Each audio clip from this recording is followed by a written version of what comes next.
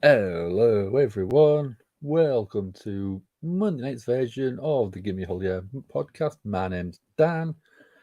I'll be taking you through Monday Night Raw. So far, we've got Ronda Rousey versus Raquel Rodriguez in a one-on-one match. We had Liv Morgan return last week on Smackdown, so could that be a tag match at Money in the Bank? I think it's been announced. We've got Dominik Mysterio addressing Cody Rhodes after Dom has taken quite a few cheap shots at Cody over the past few weeks and had him behind his mummy. We've got Seth Freakin Rollins providing an update on his injury or his condition after taking 3 or 4 curb stomps last week from Finn Balor. And then we've got the Women's Money in the Bank Summit. So all of the members of the Women's Money in the Bank match are going to be in the ring at the same time. I shall see you in a sec. This is Freakin Matt Hardy. Thank you for watching the Gimme a Whole Year Wrestling Podcast.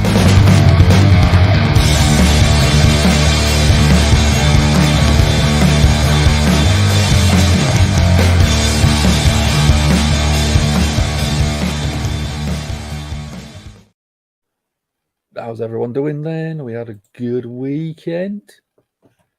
Let's see what we got. Got Catriona was in earlier on.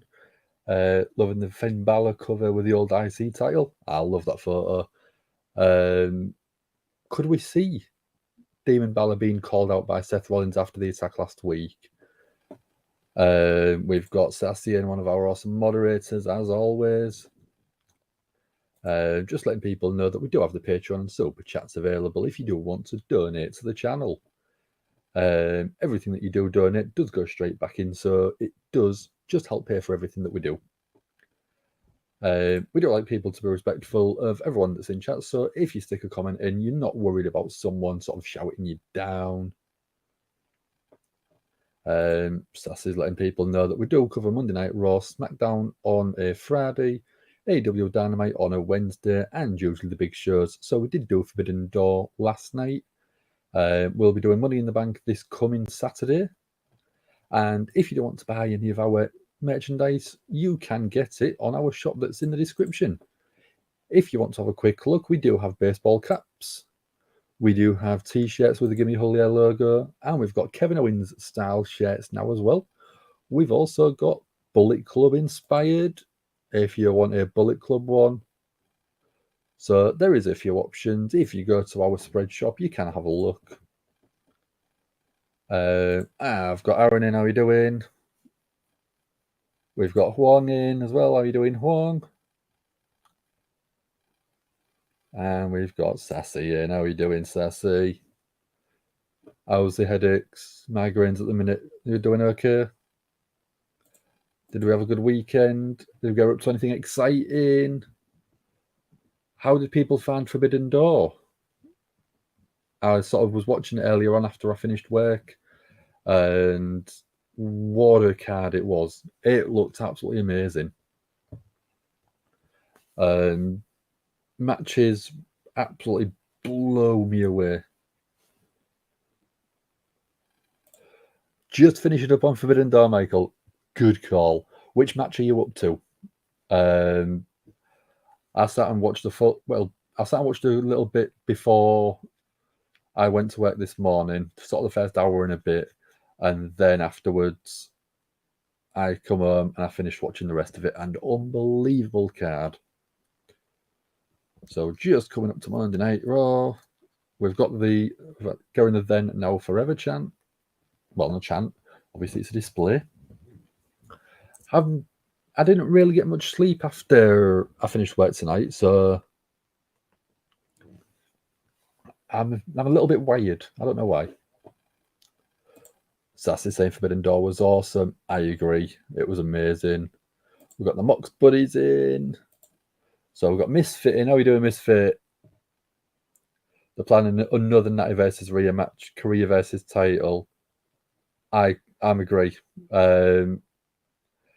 I've got no interest in Natty versus Rhea again.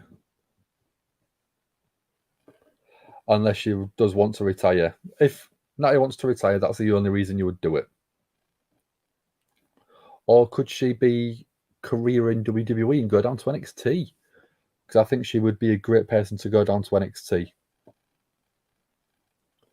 So we're starting off with a recap of Dom and Cody's stuff over the past few weeks. Doing better, but still really tired. Yeah, I'm feeling tiredness at the minute, but if you need to go because you don't feel great, you can go, Sassy, don't worry. Sassy saying I misfit. Wasn't watching Forbidden Door last night. Had to give it a miss. That's not a problem. Wong, you don't have to worry about it. Don't have to apologise if you was too busy or anything like that. We've got Leo in. How are you doing, Leo? I'm doing good. Thank you very much. Did you have a good weekend as well? Go up to much? Anything exciting? What be for Money in the Bank? Don't worry about it, dude. Don't worry about it. We always say if you're free, then stick around and join us. But if you start watching your mates, go watch it with your mates. Don't worry. Don't care what it is as long as that is off TV. Yeah, I mean, she's done everything that she needs. So I think she probably will be a Hall of Famer one day because she has done pretty much everything. She hasn't obviously won Money in the Bank or the Royal Rumble, but I think she's done absolutely everything else. From Forbidden Door to Raw. Nice. So we're starting off with Rhea and Dom in the ring. Leah's asking, how are you doing, Sassy? You love our live streams. Well, thank you very much, dude. We love you too. Anyone who joins us, we love. Whether it's for a couple of minutes or all day, we don't mind. So Dom's trying to say welcome to Monday Night Raw, and the crowd are booing like mad. Gunther versus Riddle was added to Money in the Bank. I know, that's awesome. I think that'll be a great match. Up to the main event right now. The pop Danielson got when Final Countdown hit was goosebumps. It was unreal. That pop was amazing. And the crowd singing along was legendary. It was so good. Sassy's saying hi, one. How did you find the Ospreay and Omega match, Michael? How did you find that one? I think for me, that could possibly be match of the year.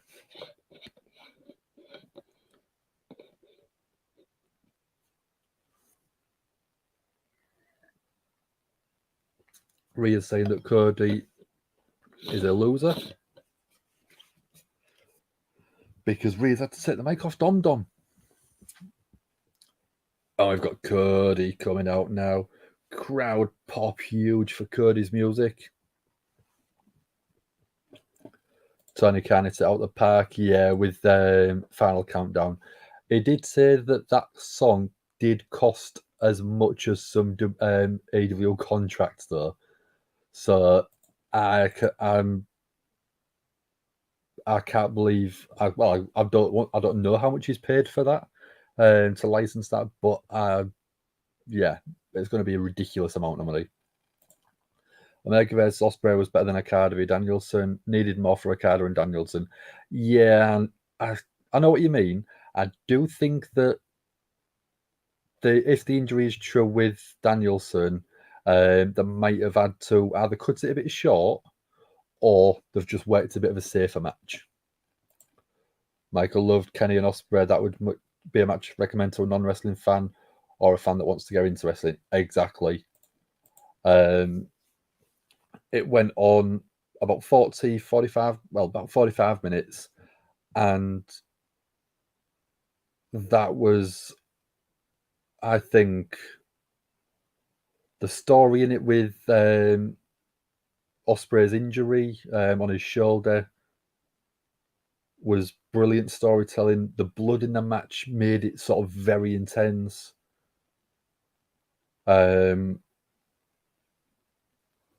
And I just think that every single part of the match worked. Sometimes you get a match where the two characters destined to go head to head, but there's just no chemistry between them. Whereas them two, they've got chemistry for days. Final Countdown was a one-time thing. Yeah, I know it was a one-time thing, but it was just stupid amount of money from what I got told. God is in the ring. So Cody understands what Dom was trying to do. So obviously we're gearing Cody to play to the crowd.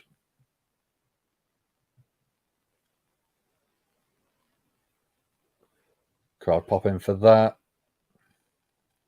So yeah, Danielson and Nakada, I think they deserve a longer build, but it was still a great match. So Rhea is saying that Dom is a very dangerous man.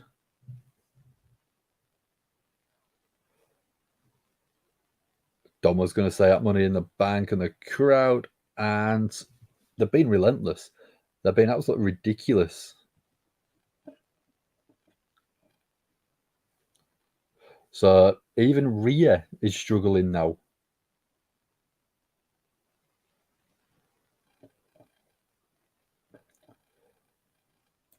So Michael saying that Vince has made a lot of changes to Raw, as usual, as bloody usual. The 10 and 6 man tags were so good. Yeah, there was exciting, there was fun, there was a lot of stuff going on.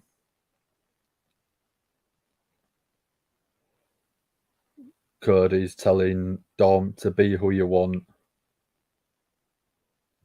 Those romance don't matter. Those who don't matter, don't mind, whatever it is. Knowing Vince's fingerprints are on this show tonight, you're not excited. I know. Every time I hear that, it really sort of puts a dampener on things for me with Vince. Dangerous like a defanged rattlesnake, yeah. Supposedly Dom's a scared little boy, as Cody says.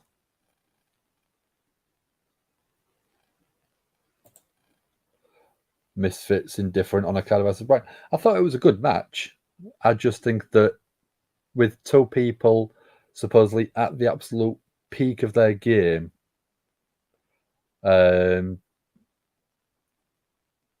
I think that they should have done a little bit better. But obviously, with the injury to Danielson's arm, could have been a big part of that. Cody's screaming at Dom, saying, "Let's do it here and now."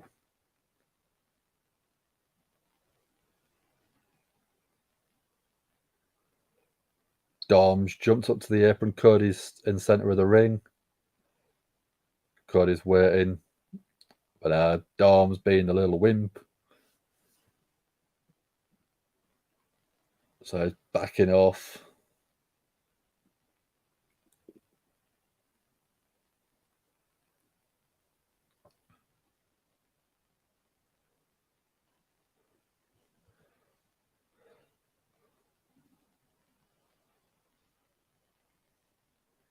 So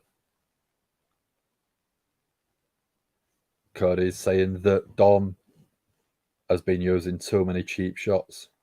He's stepping into a different body of water.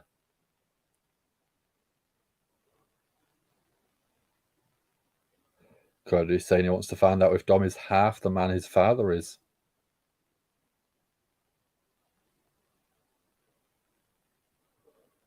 Or if his mammy's little boy. Cody's setting the match up quite well for Saturday. So, did it live up to the hype? No. Was it good? Yes. But yeah, I can agree with that bit, Misfit. I can agree with that. Danielson and Nakada putting on a decent match so far. Yeah, it was a decent match. Cody Rhodes isn't scared of Dominik Mysterio. Anyway, he's never going to be scared. Yeah. Cody is a great performer. He knows how good he is in the ring.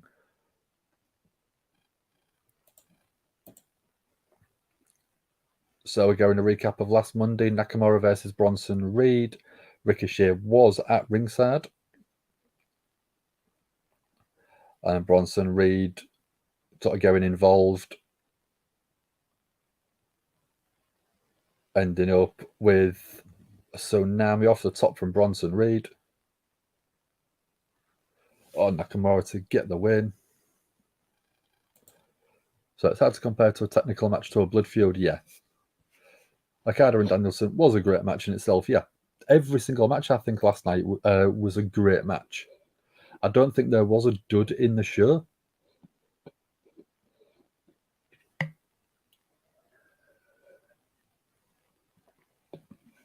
So we're getting the Queen himself coming out, Nakamura.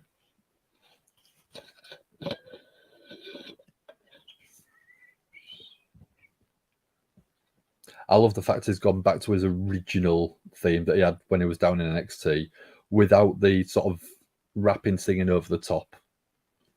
That way you get the crowd interaction, the crowd singing along is just so much more exciting, I think.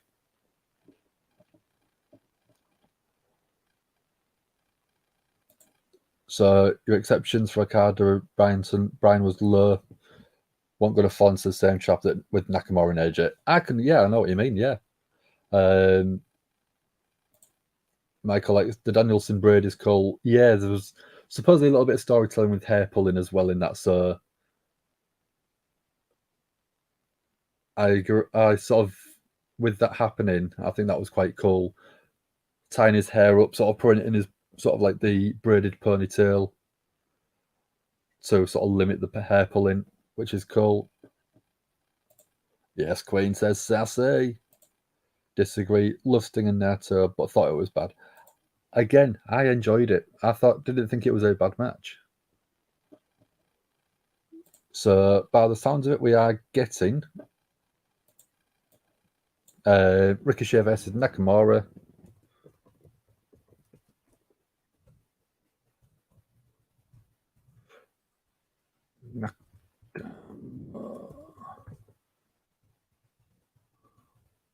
We're going a preview of what the Money in the Bank itself is.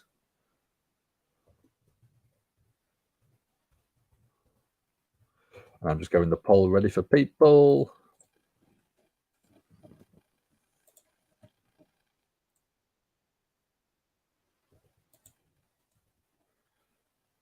Ricochet.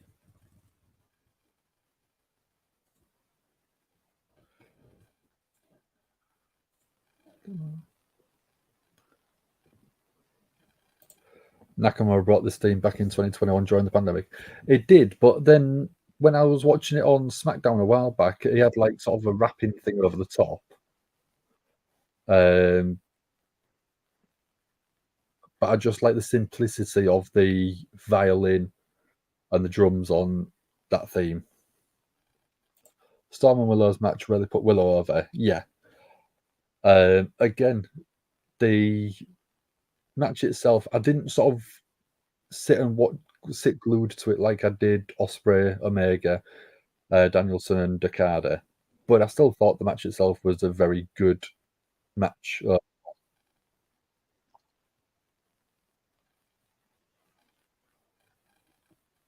So the story for Tony and Willow wasn't even about those. It was by AW and commenting, putting over Greela and Stardom. Yeah.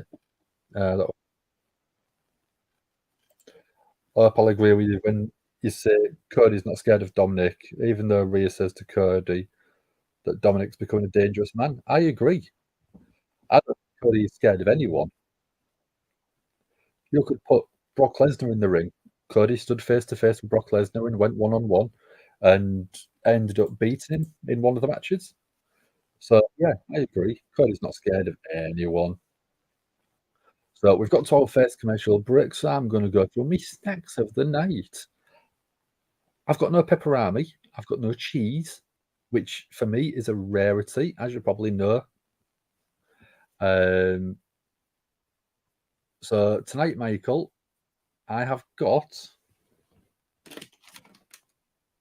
some Dairy Milk Cadbury Nibbles things with caramel in them. So I like milk chocolate buttons with caramel inside.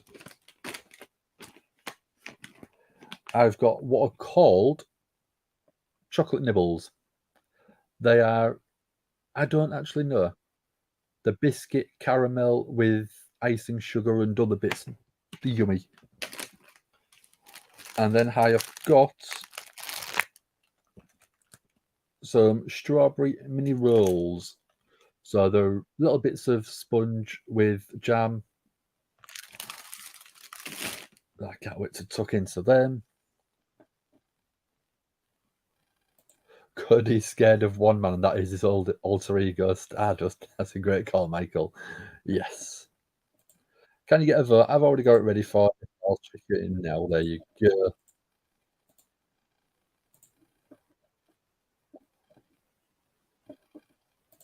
Rhea Ripley must be a dangerous woman in WWE. Oh, she is. Definitely. Sassy saying, hi, Hassan. How are you doing? I've got a sweet tooth tonight. I do, yeah. Hassan asking how was the weekend.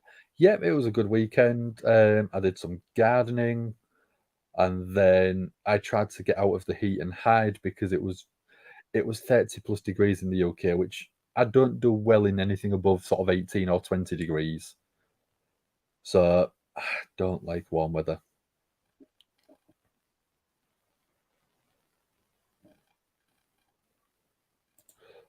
So what's hideous? I'm not going to say the name because I don't know if that'll get me taken down off the channel. But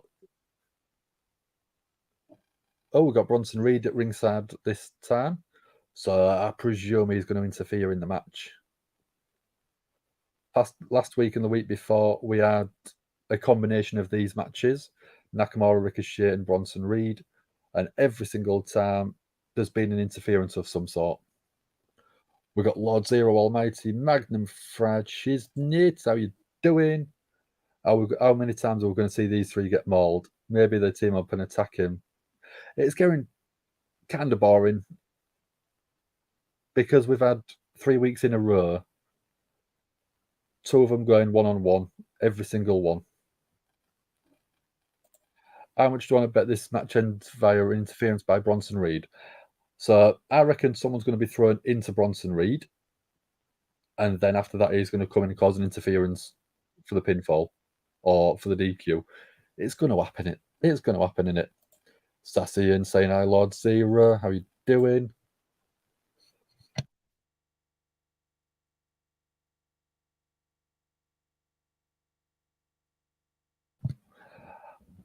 Sorry about that. Although I've got a microphone now, and I've been able to position it where if I sneeze, I can just mute it without having to turn everything off on stream. So I don't burst your eardrums by sneezing straight on the microphone. Did I hear the rumours of the Elon Musk versus Mark Zuckerberg match? Oh, hell yes, I did. That's an absolute ridiculous match. If it ever happens,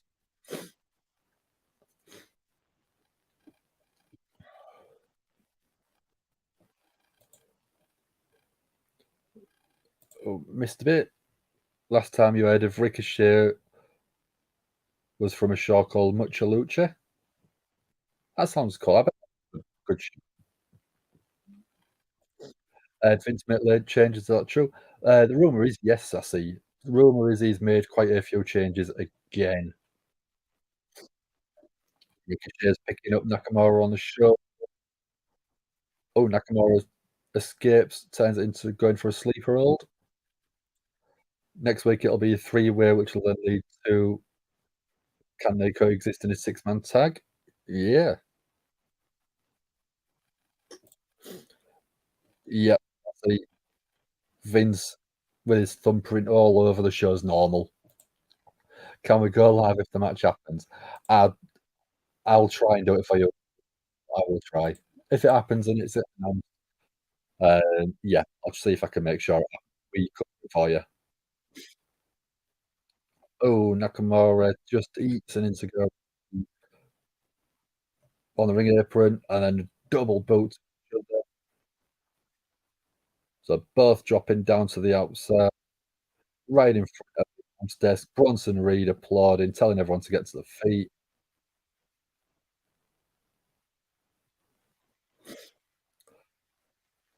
So Ricochet with a right hand to Nakamura. Nakamura replies. Ricochet again. Nakamura again, making sure Ricochet don't get the upper hand. So, oh, there we go. Ricochet the step up enzuigiri to Bronson Reed on the outside, and then Nakamura does the same. So Bronson Reed, I presume, is fuming. Bronson Reed was just about to go in, but Ricochet's just an basement dropkick to him, keeping him out. And then Nakamura as well. So Bronson Reed trying to go into the ring, absolutely crazy. So Bronson Reed has been ejected by the referee.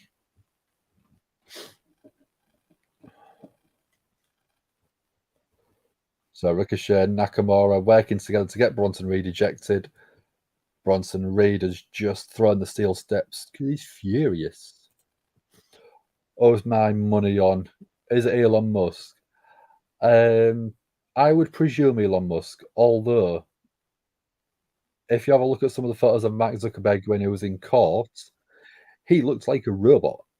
He looks like there was no emotion there, so it could be a skeleton with a flesh Terminator style, complete robot. So if it is that, if that is the case, then I would probably go for Zuckerberg, but I do think that Elon Musk could probably win. Prior to coming on, Raquel versus Ronda was the only match announced for the show that starts.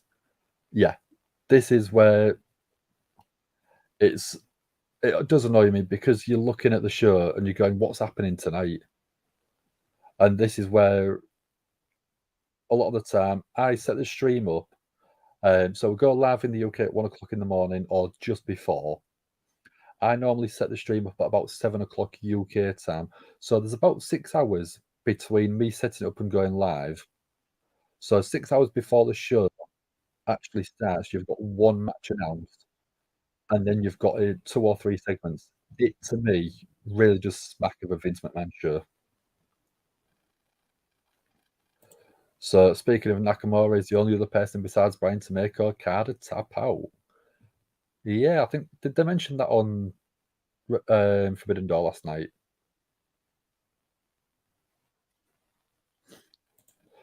So Lord Zero's going, wait, they're going to fight for real. Thought it was a douchebag billionaires fighting. Yeah, it's supposedly happening. They supposedly did agree to a match between each other, which I'm speechless if it happens because, I mean, there was rumours of, was it Nate Diaz and Dana White from the UFC at one point? And then there was rumours of Dana White versus Vince McMahon as well. So it could happen, it might not. I don't think it will happen because of who it is. But it could happen. It could really happen.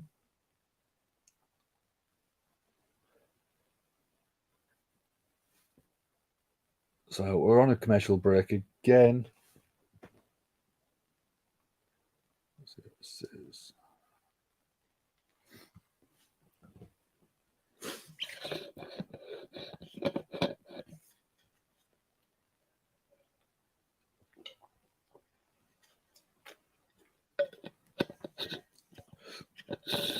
Yeah, in the UK at the minute, it's still to me really warm. It does only say 15 degrees, but it still feels very humid, very, very sticky.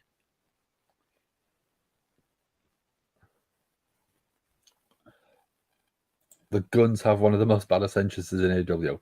I like them. I think they're great fun. But to me, I still think the best entrance is probably the Acclaimed. Max Caster each week is on the peak of sort of referencing social media, social sort of commentary at the same time as pouring digs into his opponents. Absolutely fantastic. What's next? Bill Gates versus Andy Yassi? Yeah, it could be. It could be.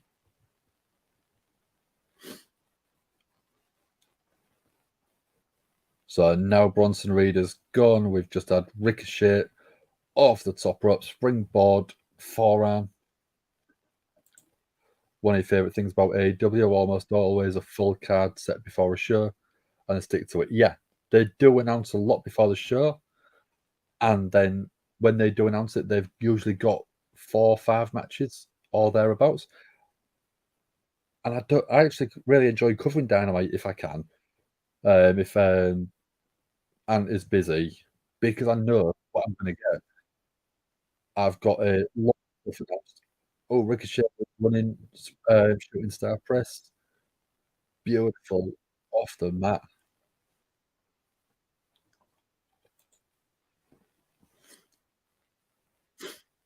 Ricochet off the ropes, going for a lion salt, but Nakamura gets them knees up.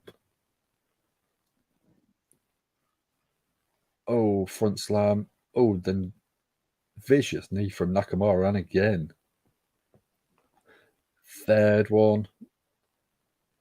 And stomping away on Ricochet.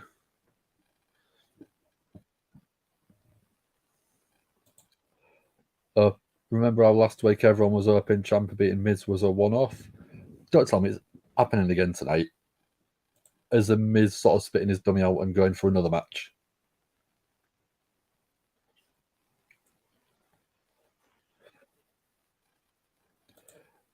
Hurt the crowd was booing Daniel. I know, but it was working because he's technically the heel in the match.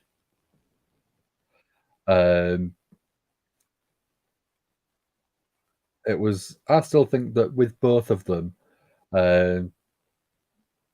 Danielson and Okada, both of them throughout the match swapped between going cheat and booed. It was a really, really well done match. I hope to join Ant sometime on Dynamite. If I'm off on a Thursday, I will try and do that in the future. Um, but normally I'm off on a Sunday and I'm off on a Tuesday. So in the UK now it's 1:30 in the morning, which means that I'm off work for this coming day.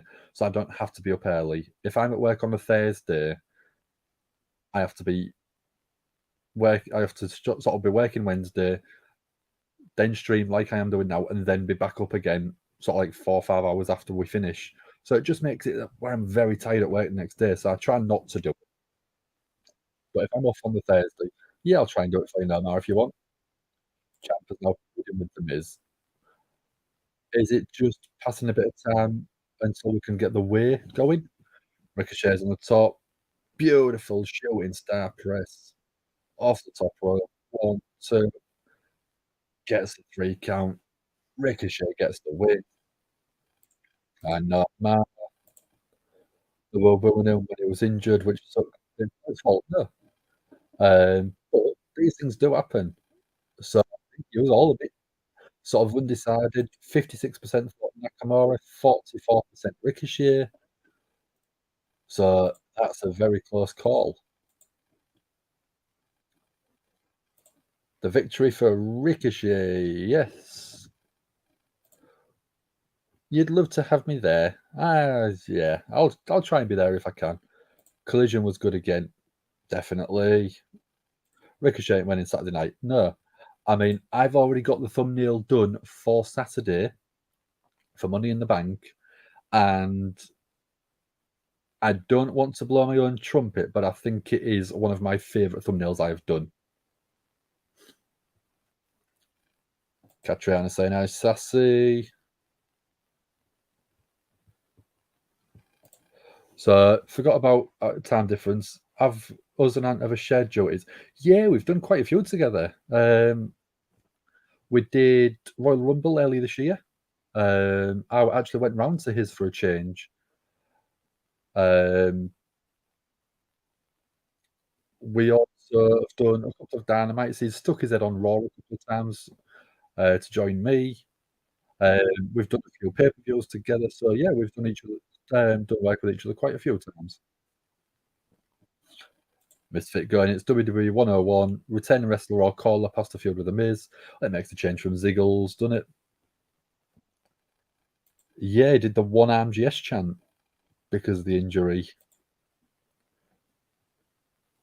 So Matt Riddle backstage earlier today. He's basically saying that he was challenging Gunther for a one-on-one match for the Intercontinental title at Money in the Bank.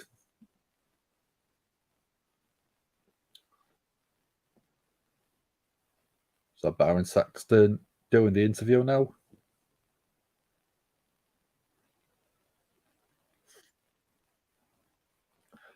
So Baron Saxton basically asking if Riddle is going to be fully fit after the ankle injury last week.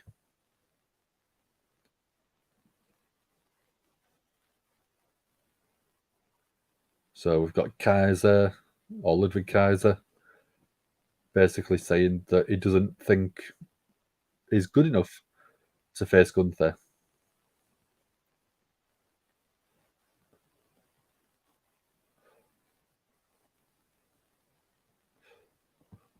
So Riddle fighting back and saying that he used these skills to beat Kaiser.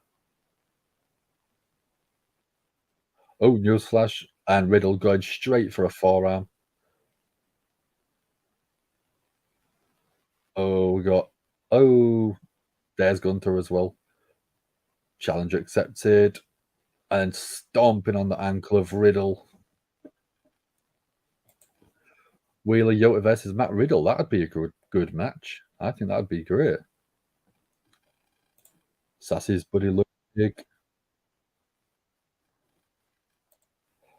So Misfit saying, doubt people give a peep if she does retire. WWE hasn't given us a reason to care about it. Not for a long while, anyway. Like I said, if you had her retire from the main roster and go down to NXT, I think she could be a great person down there.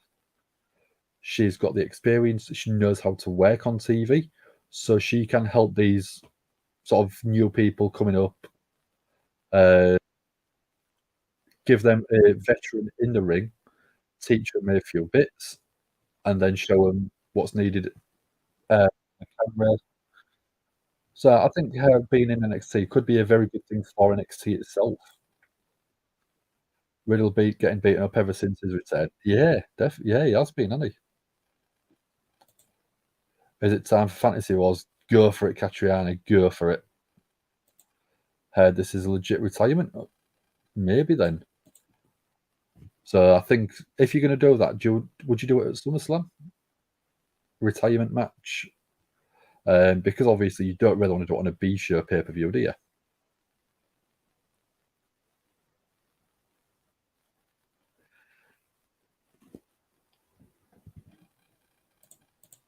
Let's have a look.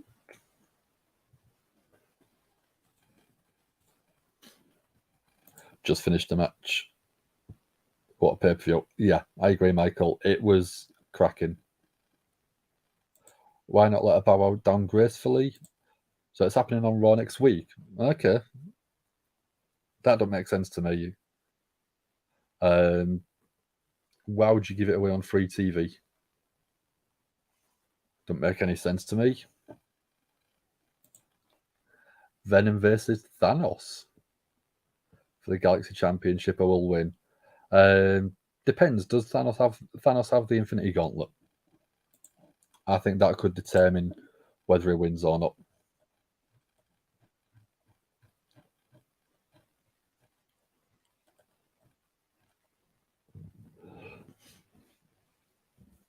So let's have a look. What I always do: wrestlers' birthdays.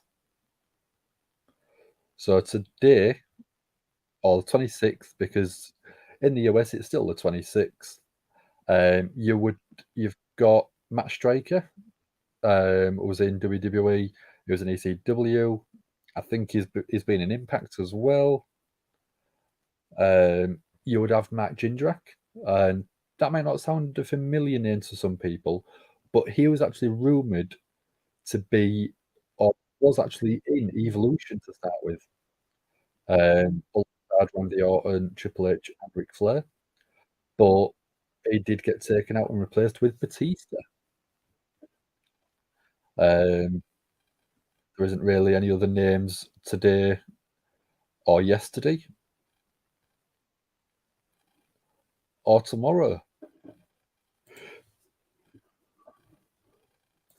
WWE don't care about Natty, they never have. No, not really. If you need to go to the bathroom, you go to the bathroom, Catriona.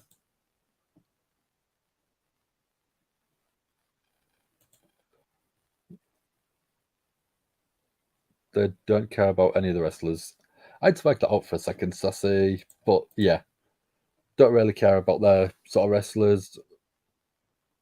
So we got a video preview of this sort of Money in the Bank, Bloodline Civil War. We've got Adam Pearce backstage now. We've got Dom and Rhea.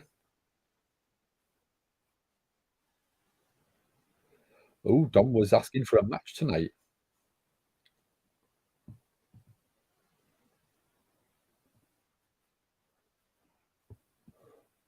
So Dom wants a match against someone strong, someone big.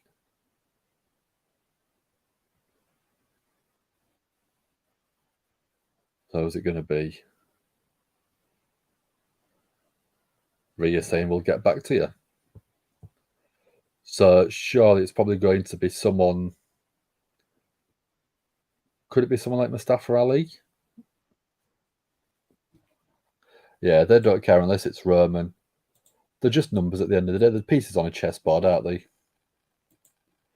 And that has been shown zero respect for quite a while, just used to put others over. Yeah, I completely understand and agree with that one.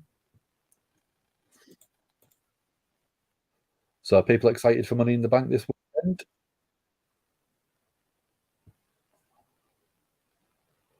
So still Money in the Bank ladder matches.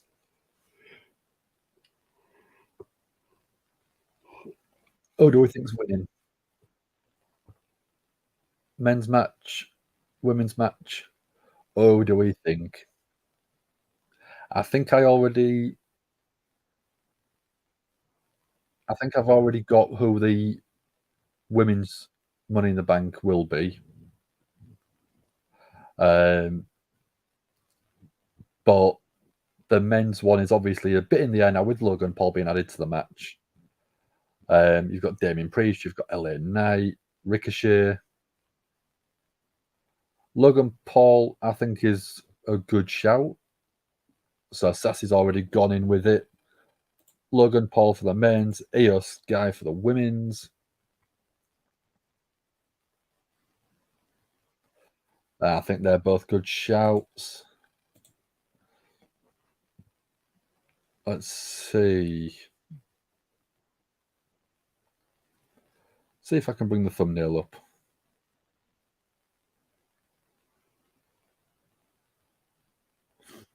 So, like I said, I have already got the sort of thumbnail done for Money in the Bank. And with it being Money in the Bank, there is a lot of green on there.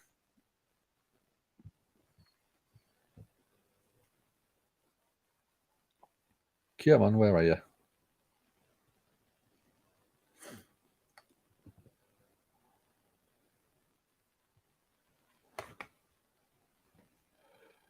Did they try to cover up Del Rio? By the sounds of it, yeah.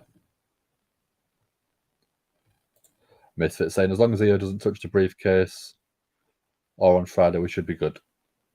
Is that what you're going for, Misfit? Io Sky?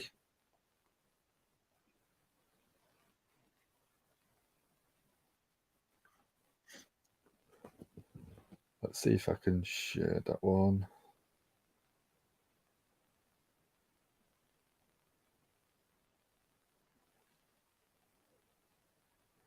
No, I won't do that one. Sassy forgot that Dean cashed his in. How did you forget?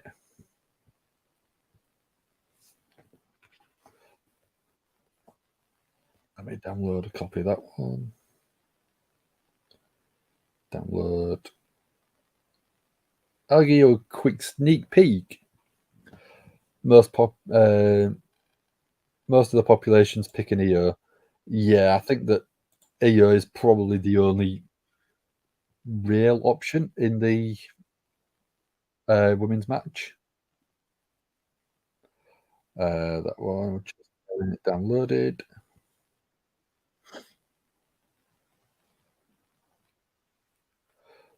So obviously last year we had Liv Morgan win the match, cash in. Come on, you downloaded.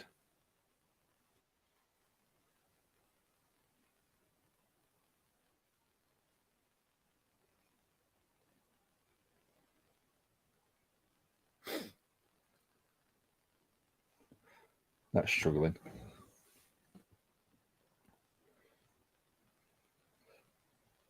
So Money in the Bank in London, which I think is going to be a really cool thing.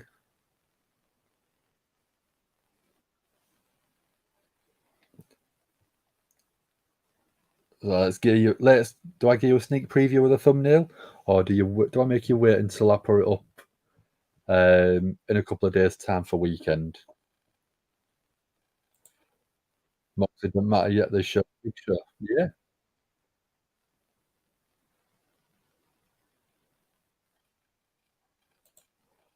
One thing I did like about Naito's match last night was Naito actually trying to school Jericho. Naito's great in the ring. He's so clever technically, and the story that he can tell. So looks of it, we're getting Ronda versus Raquel Rodriguez now. Ronda Rousey versus.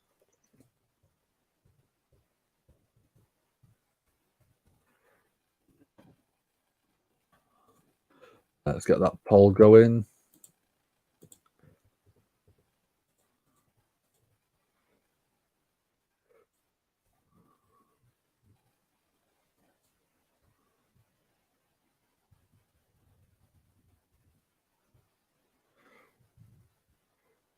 I'll sit the poll in now for you guys. Ronda Rousey versus Raquel Rodriguez. Get your votes in.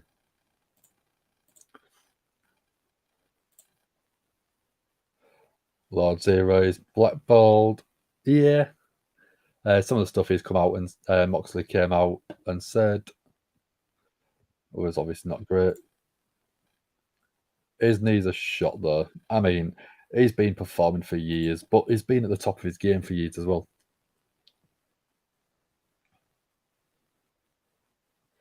Well, I keep showing of Cena winning the Money in the Bank. The man lost hair acting like he won't win the title.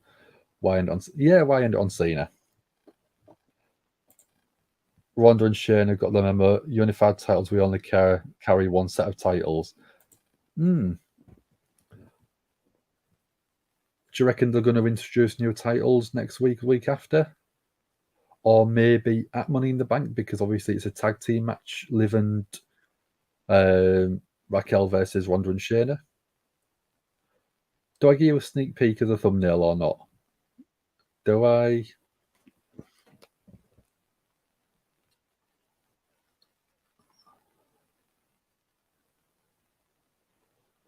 Can Huiquez be added to the polls of choice? Ooh, Sassy through being a bit salty there. That's cheeky from you, Sassy. There we go.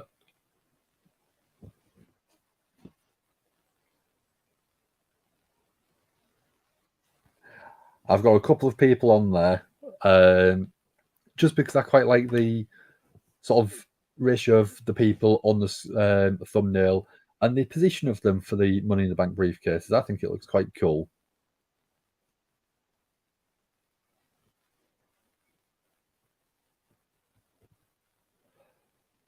So with it being in the UK, there is obviously a bit of a London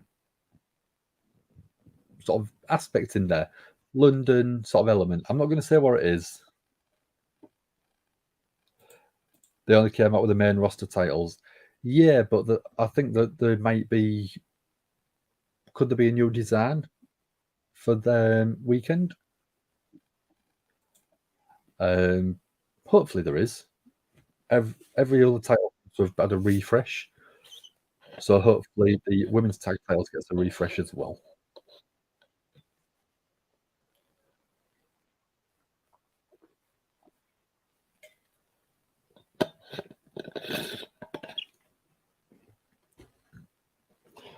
What shall I start my snacking on?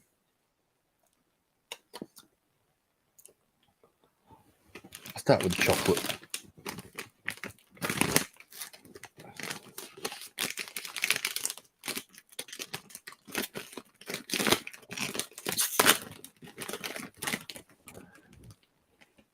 There we go.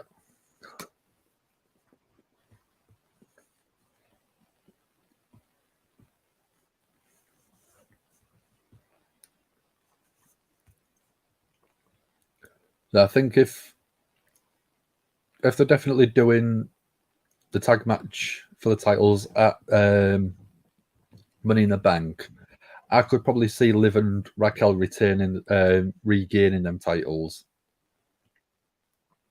I don't really think Ronda would want to go down to NXT for a match.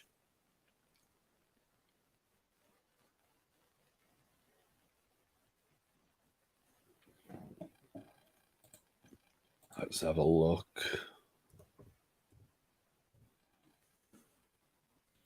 Money in the Bank 2023. Let's see what matches have officially been announced. So, yeah, looking at it, we have got it officially confirmed. Rousey and Shayna versus Liv Morgan, Raquel Rodriguez for the Women's Tag Team Championship.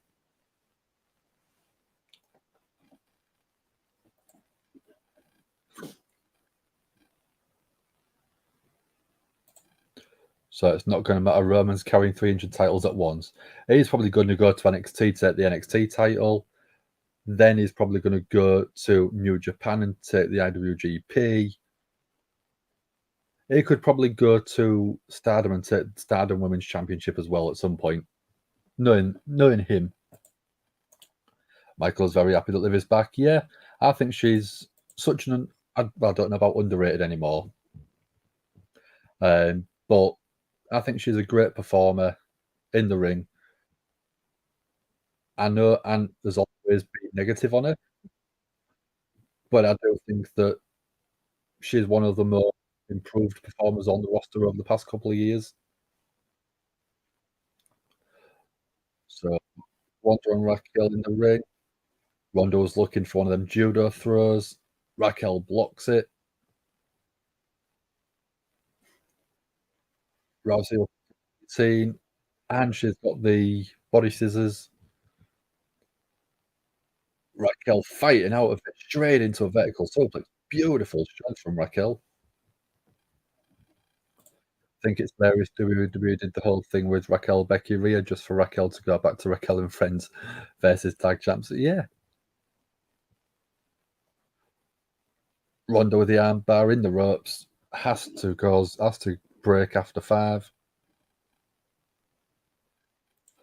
Good to see Liv. Wish they would let her do a lunatic gimmick. Yeah, maybe. Yeah. I thought she'd have been a great person to be like Sister Abigail a few years ago. But obviously they went with Alexa Bliss instead. So Venom hits the Tiger Drive 91 on Tombstone and wins. That'd be cool. Do I think we're going Demon Finn? I don't know. I want it, which is why I did the thumbnail for tonight. Because I'm hoping that Seth comes out and calls out being a Balor Demon. So Misfit doesn't think Vince is a fan of Raquel like Triple H is.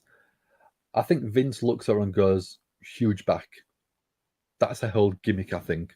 Which when she comes out, she does a flex with her arms, with her back to the audience. That's it, I think. That's, I think, her whole gimmick at the minute. So Raquel going for elevated elbow off the second rope. Oh, Liv off the steel steps, taking out Shayna Bayzler on the outside. Damon Finn will make the crowd go insane, especially if he does the Jack the Ripper style entrance that he did when he was in NXT in London. Oh, Raquel just got rolled up. Ronda got a 3 count. That was a surprise ending. That was a waste of 2 minutes, I think, really. If Vince is writing Money in the Bank, then there's no Demon Finn. Yeah, I can probably agree with that. Would love Raquel and Liv to do a Xena gimmick. Yeah, Raquel would be great at doing like a Xena Warrior Princess style gimmick because she's got the build on there, and I think it would quite suit her. So, talk of the devil. So we've got Balor is backstage saying that Seth wanted the guy he beat 7 years ago, but Balor says that this guy is better. So 67% of people, or 2/3 of people, got it right with Ronda.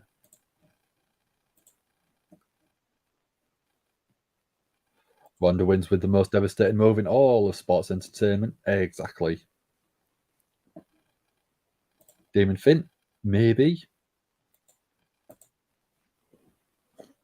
So Balor saying that he was Universal Champion for 22 hours.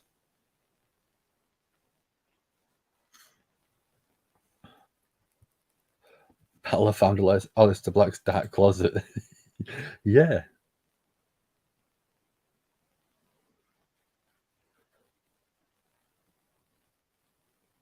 So Balor's saying that Seth laughed in the face of Balor after the injury.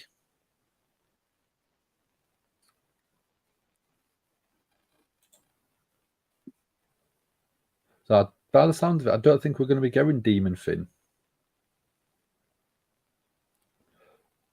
Balor, all he's got now for Seth is bitterness, which I'm not surprised. 8 months out with an injury.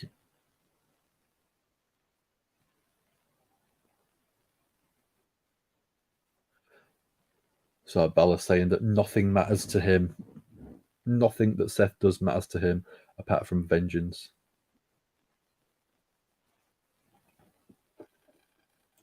Raquel needs some Dr. Britt Baker mic skills. Yeah, I mean, Britt's great on the microphone. Liv could be Xena's sidekick who was an awesome warrior. Yeah, it could be. Definitely could be.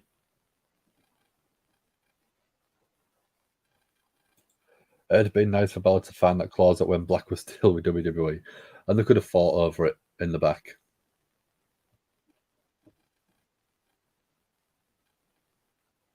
Balor doesn't need the demon. No, he doesn't. He's so good as this character at the minute.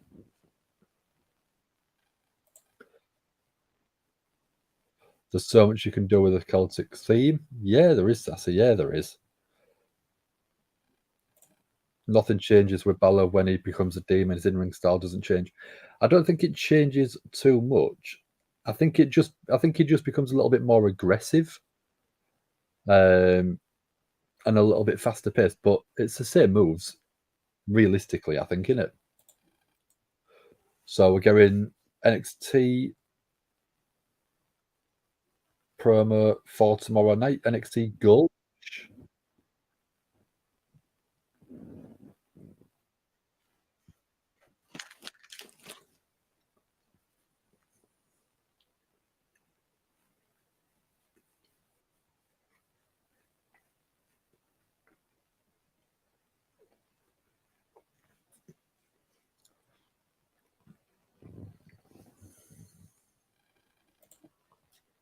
Keep Balor doing the Prince Devitt stuff. You'll be fine.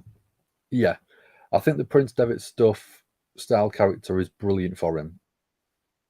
It's like a Seth character. It's like an Austin character.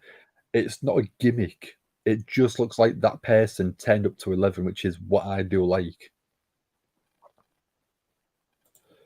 The match with Rollins and Balor would be bloody. It's a blood feud. Yeah, but whether they'll get away with it, I don't know, in all honesty. Can we do NXT Gold Rush tomorrow? I can ask the guys, but I don't know with work and stuff because, like I said, it will be 1 o'clock in the morning. We've got Luke. Hey, how we doing, Luke? How's everyone doing? That shirt is a beautiful sight. Oh, yeah, 22 seasons. Yes. You're a Metallica fan then, Luke? By the sounds of it, you are.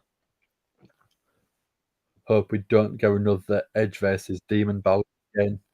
No, no. I don't think we will. I think it'll be the Prince Devitt style character. Sassy asks, "How are you doing, Luke?" So, how are you doing, Luke? Did you have a good weekend?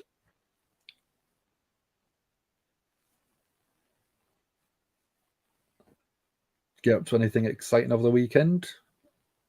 And what you got planned for Money in the Bank this coming week?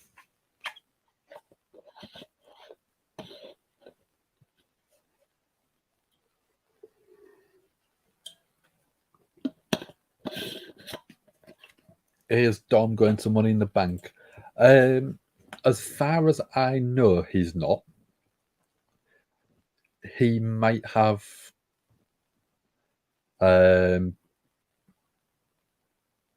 got press pass and stuff like that, but as far as I know, he doesn't. But he would normally have sort of said something by now. I think he means Dom from the podcast Misfit. Dom who works on it, yeah. Not Dom Mysterio. What am I drinking? Oh, wouldn't you like to know, Sassy? It's what keeps me happy and cheerful. I'm only joking. All it is it's basically a water bottle, and I've got some fruit juice in there. I think it's a summer fruits drink, so it's like berries and stuff like that. But it's a fruit juice type thing. Nothing exciting.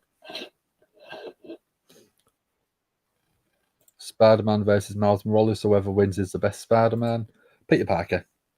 That's the best Spider-Man for me. Looks all good. Sassy's tied, but okay. Oh, so yeah, there was rumours of him returning. Oh yes, I've watched Forbidden Door, and absolutely corker of a show for me.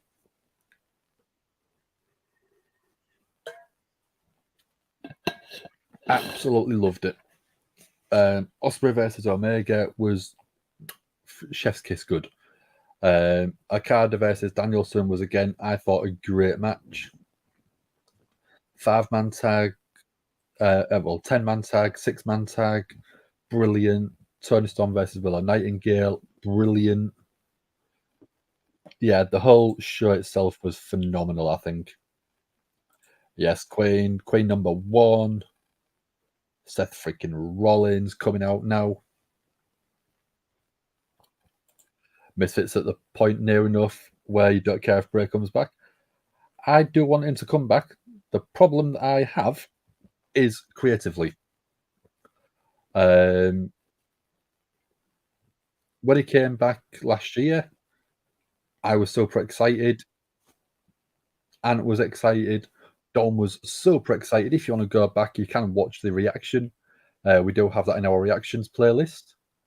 And it's probably one of my favorite videos to show people of what we do on the podcast. But after that, it took too long. It was ridiculous how long it took to get from returning at want Money in the Bank, SummerSlam, Survivor Series was one of them. So the first match he had was too long. Tobey Maguire is the best Spider-Man. Sean Connery is the best Bond. Ooh, I don't know. I do quite like Roger Moore. I know Sean Connery is the absolute bee's knees of Bond, but I quite like Roger Moore. I'm not gonna say that Sean Connery is not the best, because he definitely is in that conversation. There is rumours of Bray returning every week, and there's rumours of him returning of every pay-per-view as well. They're having Payback on September the 2nd. That's good because the week after, I won't be here. So Michael says Misfit is excited if Bray does come back, is one of the most exciting things WWE has besides the Bloodline. Yeah. I don't know. I quite like Seth.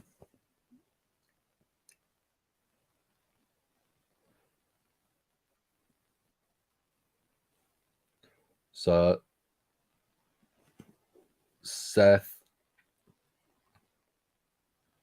is sort of pouring over Carmelo Hayes, who's in the crowd.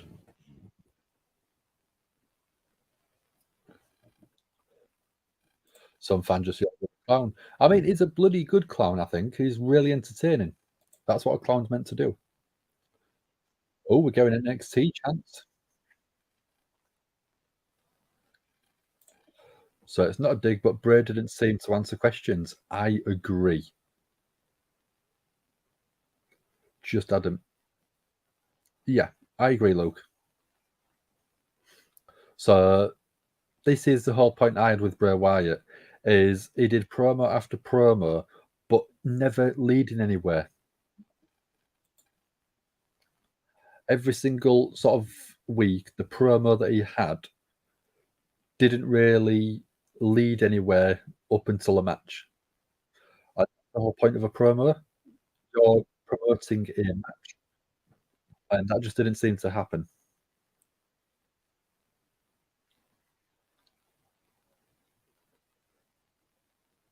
So Seth talking about going one-on-one with Finn Balor at Money in the Bank.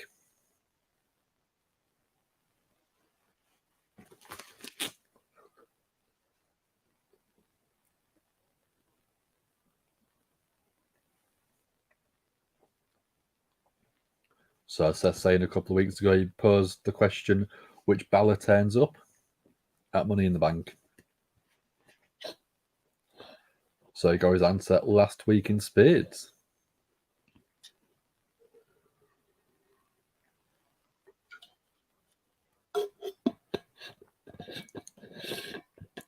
So Seth's ribs was almost turned to dust last week. The one storyline Misfit was interested in was Uncle Howdy dropped it because the friends out of nowhere. Yeah, I mean, like, if it was Bo Dallas, we know it was Bo Dallas, but if they're going to do that, they've dropped it. We still don't know what happened or anything like that. So to me, it's still one of the unanswered questions of WWE. You've got that. You've got who lifted the briefcase from Austin in '99, which again was a unanswered question because it never really got answered. Crowd singing Seth.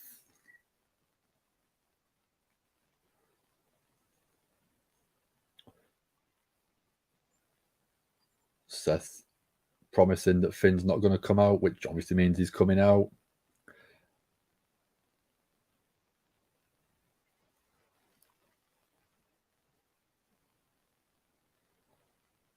Seth says that Balor is the smartest Finn's ever been, and is the smartest he's ever been.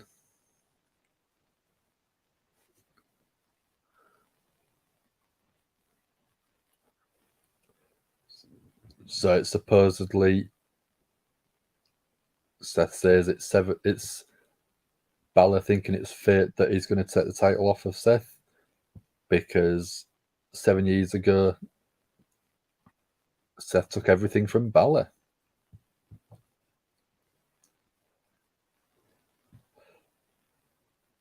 Seth says he won't be 100% at Money in the Bank.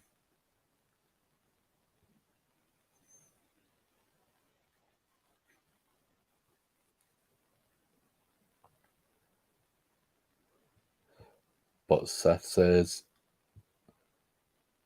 as good as Balor is, he hasn't accounted for how good Seth Rollins is.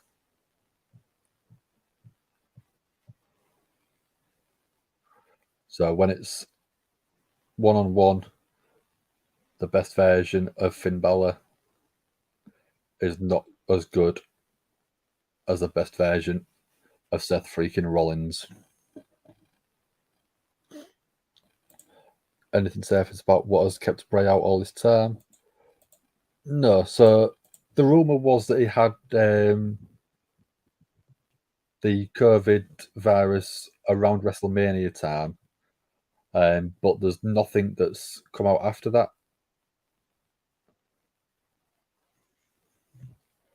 Guarantee you, Bal's already in London. I don't know. He's on Monday Night Raw, so I don't think he'll be in London as of right now. Balor with a kick to the midsection. Did go for the steel chair. He's picked up the steel chair now. Oh, going for a haymaker with that chair, but picked up and then tossed to the outside by Seth. Right hands from Seth. Oh, and Balor escapes. Pushes.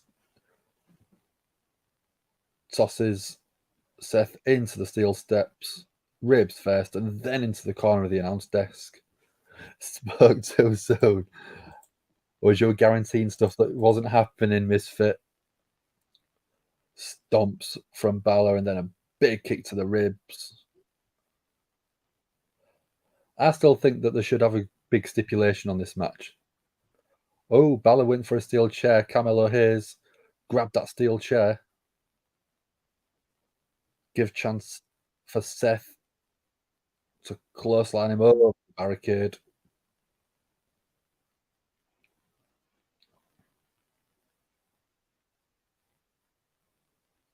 So Balor's hightailed it out of there. Oh, Seth has got a little bit of blood on his cheek. So I miss it once. Videos of Balor attacking Rollins at the UK titles, outside the House of Parliament, in front of Buckingham Palace. Oh yeah, I want it everywhere. Fight all over London.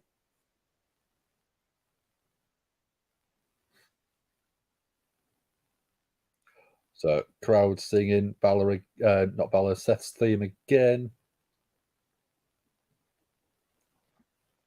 Yeah, just being attacked absolutely anywhere. I think that'd be awesome.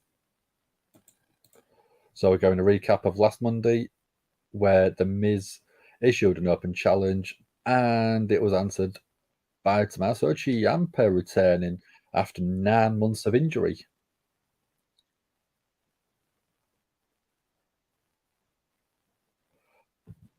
So Tommaso Ciampa came out. Miz looked super excited to see his old friend there, but Ciampa just laid into the Miz straight away into the open challenge.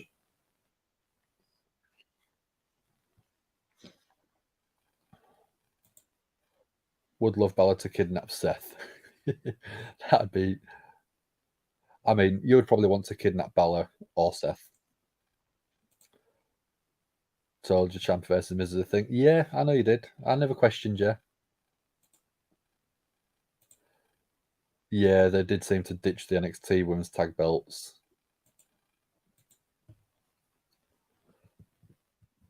So, saying that he hasn't heard one peep from The Miz in the past 9 months.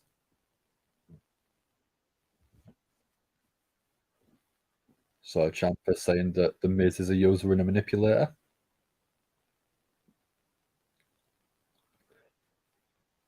So, 275 days is a long time to be left with your own thoughts.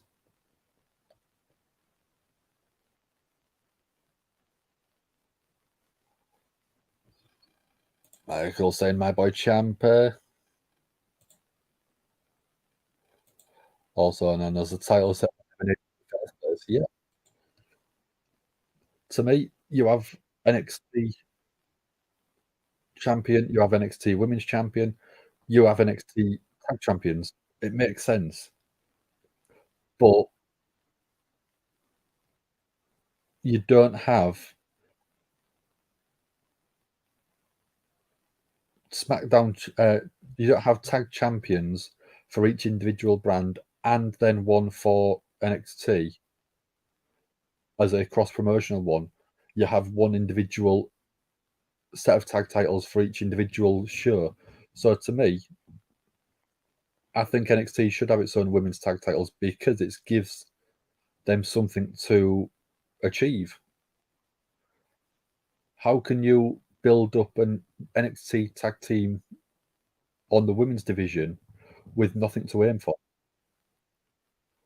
It basically means that you go to NXT as an individual, you get brought up, and then you get gonna get put into a tag team. It doesn't make sense.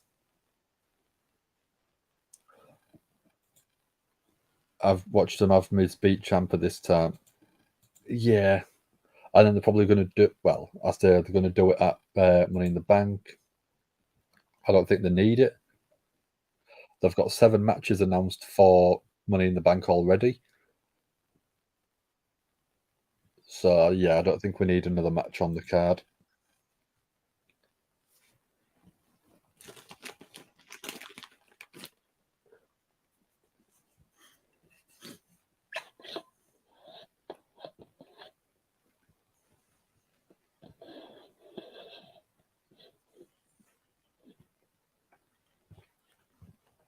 You can have a vote, Aston, if you want. As soon as the sort of have the Miz come out, no women's title matches on the show. Yeah, don't make sense.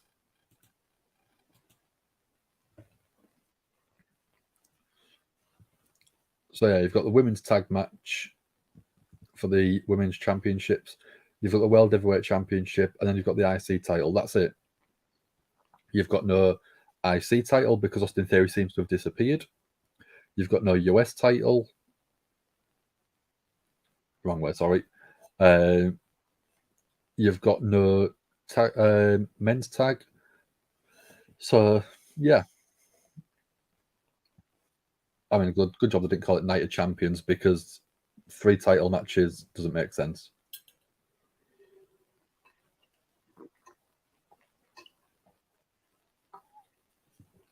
But I do think it could mean that you don't have someone cash in the same night, which I do think is a good thing. Yeah, singles women's title matches. So Sassy watched Mox yesterday. Now you've got to watch The Miz. What did you do wrong? Well, I don't know. You tuned into Monday Night Raw. That's what you did wrong, I think. Great adds to the division. Yeah. I mean, if you have the women, which has happened quite regularly, cash in the same night, it doesn't build that anticipation to that division's sort of champion. If you have, I'm going to throw it out there, Io Sky as the person who wins Money in the Bank. I think that's what's going to happen. But you'll have that, and you'll have Io Sky turn up on Monday Night Raw when Rhea's on screen, and then you'll have her turn up on SmackDown. It creates the intrigue of, is she going to cash in? Is she not going to cash in? And I think that's what the whole benefit of being Money in the Bank holder is for. Vince didn't even want the women's tag titles on Raw and SmackDown, was pressured into it. I know he was. There are still worth watching on Raw. I feel for them too.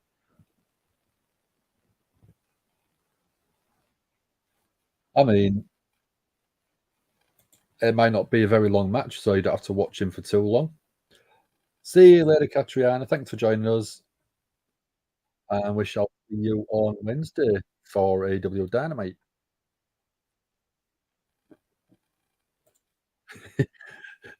As Vince knows you're here, so he's making you watch The Miz. I mean, he could have put on an Iron Man match for an hour with The Miz in there, so at least you don't have to watch that.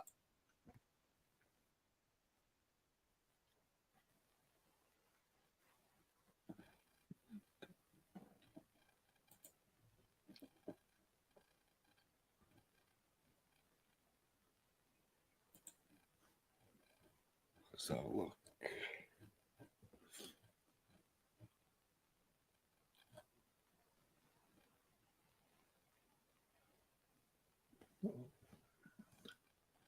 So yeah, we've got Ciampa coming out now.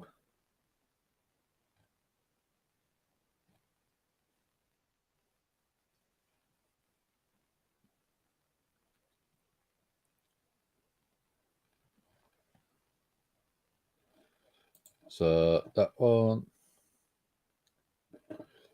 Let's get the Miz has come out and attacked Ciampa on the entrance, so we might not be getting a match.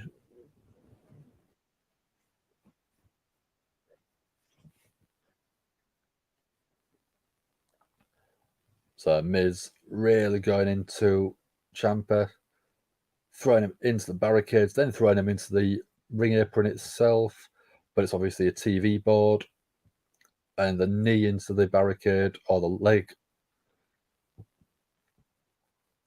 and a big boot to the head of Ciampa. We're getting tiny balls chants.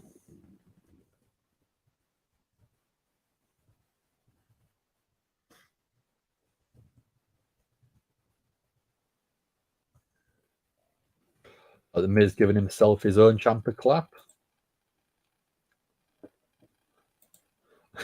Misfit, that that makes Sassy happy, not having the Miz employed.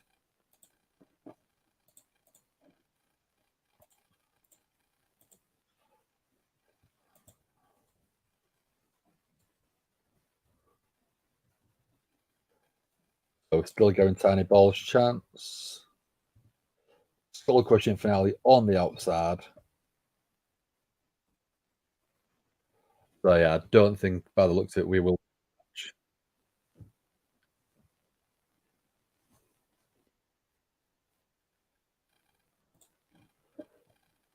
Well impressive and real well alone. Miz is boring. I think he's gonna replace. There you go, Sassy. You didn't have to sit and watch it. Jody's meant to set up DIY reunion, but we don't need them. No. So we've got Imperium backstage. So, Sami Zayn, Kevin Owens. Sami Zayn basically says Imperium don't like it when people interrupt him.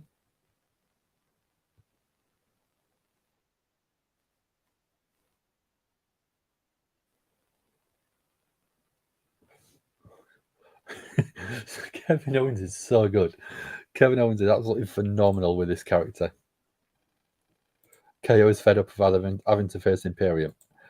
Yeah, but he's so clever. He's so funny.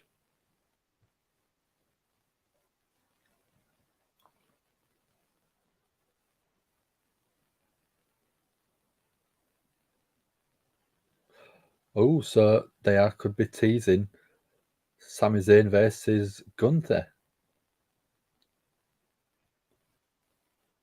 Kevin Owens say he doesn't get taught anything from the ring general.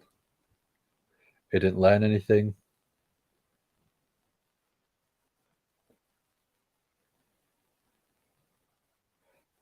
So Sami Zayn saying it took 3 people to beat Kevin Owens. Oh, Sami Zayn versus Gunther 1-on-1 tonight.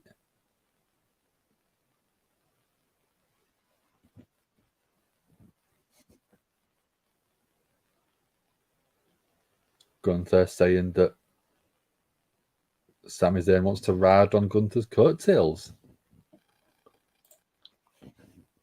Miz is a bad cat on network character, yeah. Gunther versus Sami tonight, yes. Yes, give me it. I love Owens as well, Michael. He's so good. So we're getting Dom come out now. So let's see who do we reckon he's going to be going up against?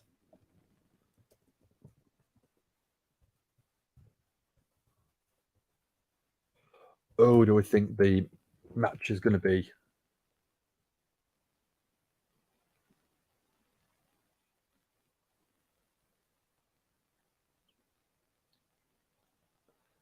I can't think of who it could be. Akira Tozawa. I don't know why. Akira Tozawa's just jumped in my head. They broke him again. Yes. Oh, did he pay to lie down? Who will face Dominik Mysterio up next? So, yeah, let's have a quick sort of go. Who do we think it's going to be? Get your comment. I'm going to go Akira Tozawa. I don't know why.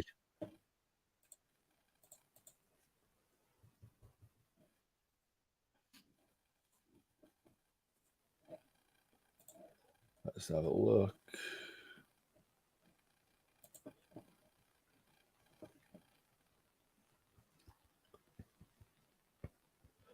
Who would be stupid enough to sort of take a pinfall?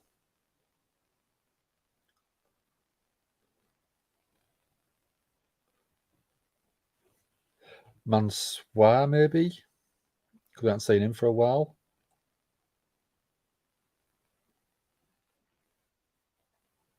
What else? Yeah, the only person I can sort of think of which makes sense storyline wise would be Akira Tozawa. Yeah, Misfits gone Akira, Our Truth, maybe. Is Judgment Day still a team? I don't know by the looks of it. Our Truth is injured. Okay then. Reggie, I don't know if he's still on. Is he still on Raw? I think he's on Raw. Riddick Moss, maybe. Michael's off to bed. Not a problem, dude. Thanks for joining. See you later, dude. Ted DiBiase, Stardust, maybe. Bimox Buddy.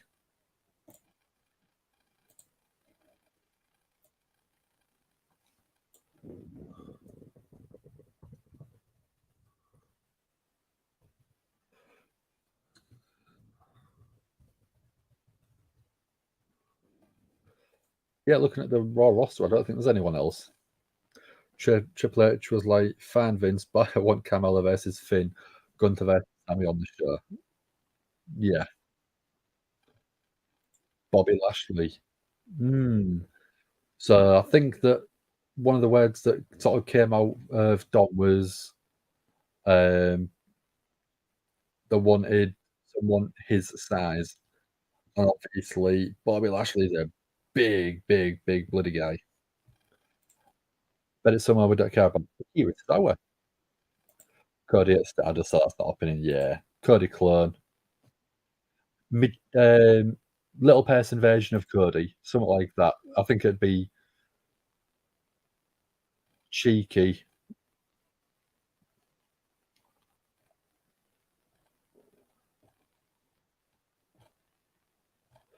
But yeah, looking at the Raw roster, I don't think there's anyone else.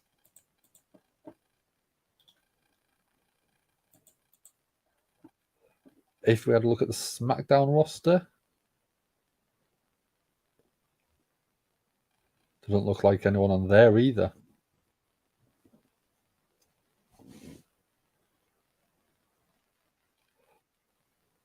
No, not one that I think would happily lay down. JD McDonough. JD is a heel. Yeah. JD McDonough, I think, could be a good sized person, but I don't think he'd fit with the storyline unless it's maybe like an induction into Judgment Day. It's a Vince Butcher, so it will be Akira. Yeah. Look, Gallows dressed as Stardust. Maybe.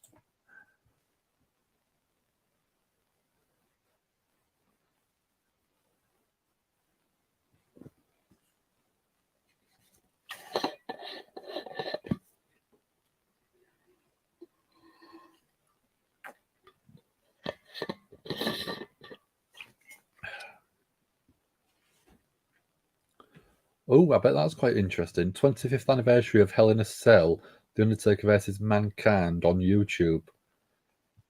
So doing playback. That might be worth a watch. So I've got Dom in the ring with Rhea. Let's see how it is.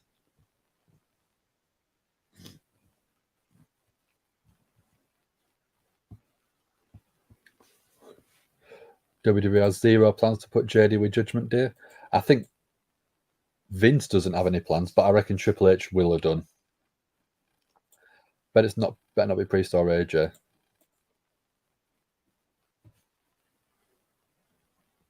Call it. Akira Tozawa.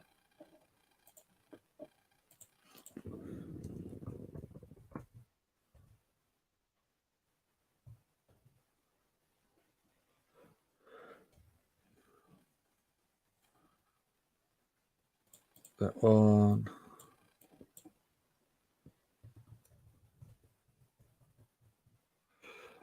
There we go.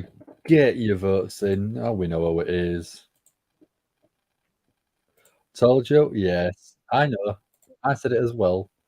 This is a Vince booked show, 100%.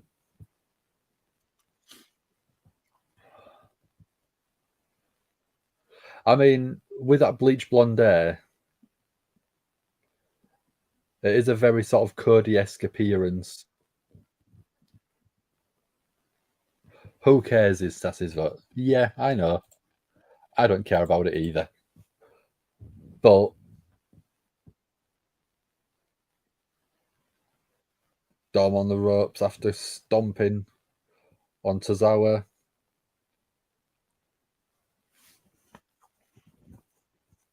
Oh, Tozawa's fighting back. Tozawa getting cheered.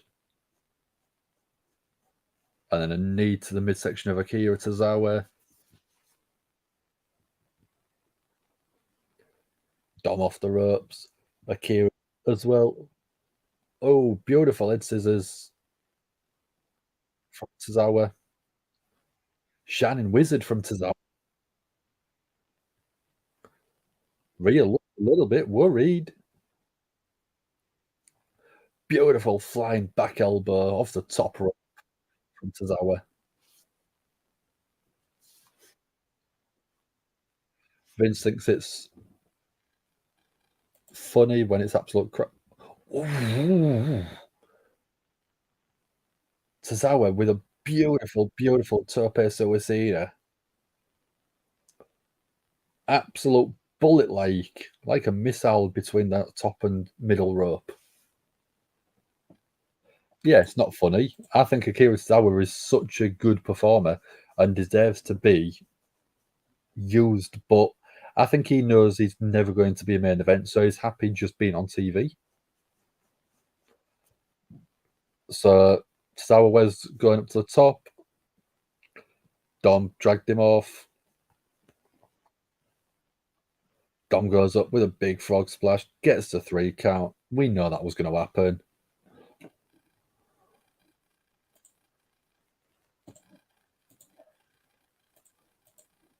I think it would have been funny to have Tozawa win, though.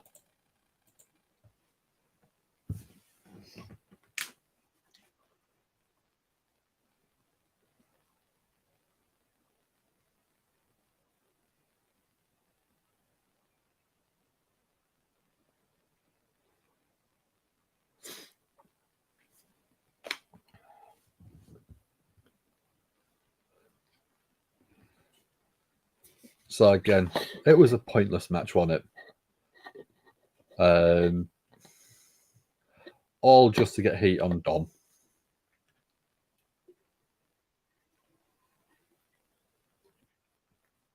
Rhea's character is becoming annoying. Yeah, I mean, I thought when she won at Mania, I thought she might slowly separate herself from the whole of Judgment Day, but it doesn't seem to be happening yet. So I've got the Viking Raiders backstage. Well, I say backstage somewhere. We've got Trish coming out now. Becky tweeted another ladder training video with KO. That's cool. I think Becky is an underdog in the match behind Io Sky, but I would like to see Becky win, I think.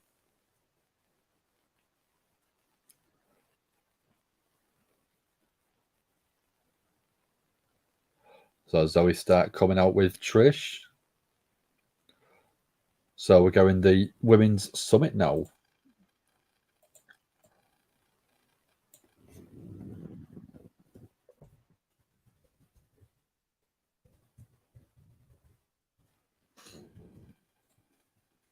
Yeah. So the best heat is generated when doing ring promos. Dom's the master on the mic. Yeah. Mitb wants a Peacock comedy show with Becky and KO. Just give me KO. KO's great.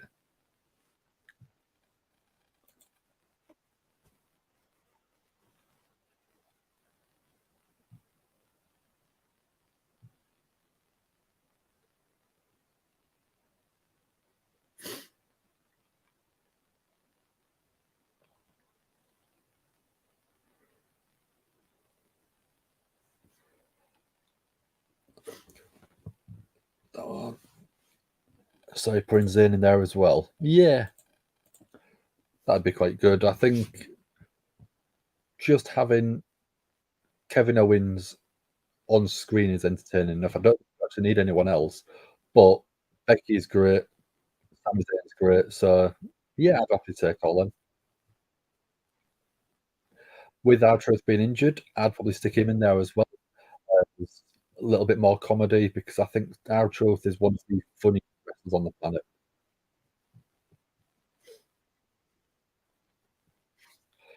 Sassy loves the Sheamus workout videos.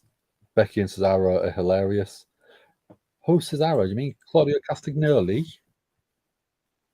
I'm joking, yeah. Cesaro, Becky, they're great. I sometimes watch the Baron Corbin meat ones as well, which are quite good. Really good sort of cooking meats. Give me some ideas.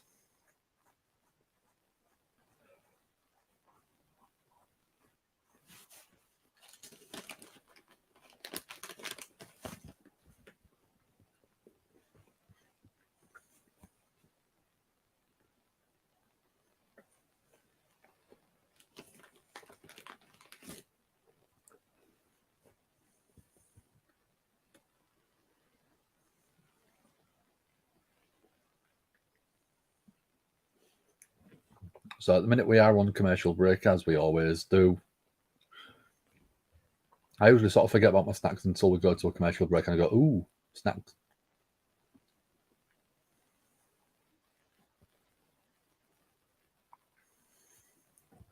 Brock's butchering videos are good. Sometimes butcher as well, Sassy. That's cool. I mean, when I go across to see my mum in September, I think my stepdad is going to be making some beef jerky for me. Because I do love a good piece of beef, barbecue beef jerky. So I think he's going to make me some when he gets a chance.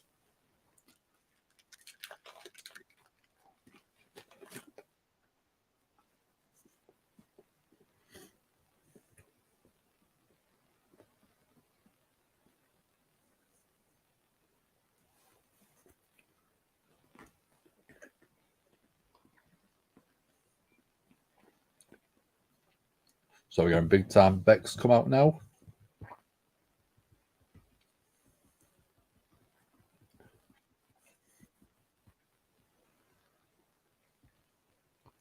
So Io Sky Bailey didn't get a promo or an intro.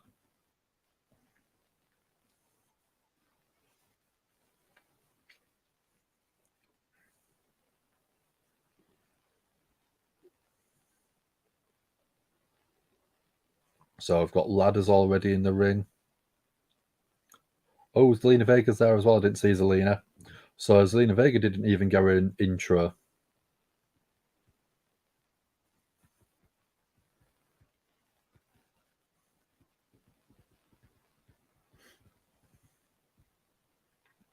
Corey Graves in the ring.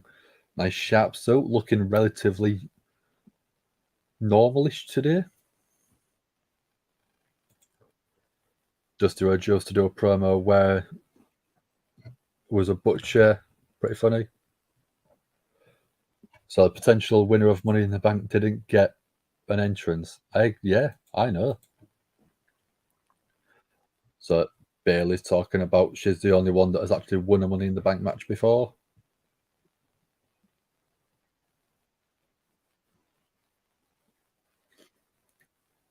Bayley saying that she has the biggest chance.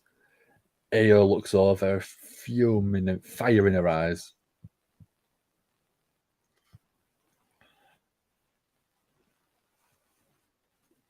So I'd quite like to see AO win the match, and then Bayley probably sort of get a bit jealous. AO wins the match, it wins the title, and then Bayley turns on her. That'll push AO face. AO's face, I think, is probably the biggest money star at the minute. If you turn her face, a lot of simping for Trish going on Twitter. Yeah, they always do every single week, don't they? I mean, she looks fantastic for her age. She still can go in the ring, as we've seen recently. But you want to build new stars, and the only sort of new stars realistically is probably Zelina, Zoe Starks, Oreo Sky. The rest of the roster, or the rest of the women in the match, don't really need it. Trish is already a Hall of Famer. Becky, pretty much guaranteed Hall of Famer. Bayley, probably Hall of Famer. All three big stars, women's champion multiple time over. So neither of them need it. Io Sky, one of the people that you are building as one of the next top stars in the company. Zoe Stark, building one of the next top stars in the company. And then Zelina Vega, again, someone that I think that you should be building. Because she's absolutely fantastic. Becky's just stood there not doing anything, and she's getting the loudest chants. Zelina's tiny. Yes, absolutely ridiculously tiny.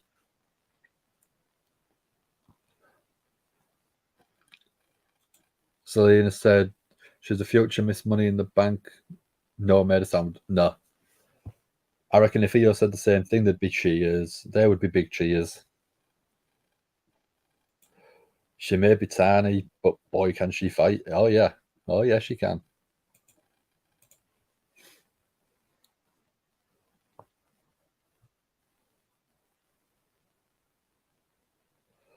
So I think Trish is probably wearing heels to match height with Zoe Stark. Because I don't think we want Trish to come out look out as a smaller person with Zoe Stark there.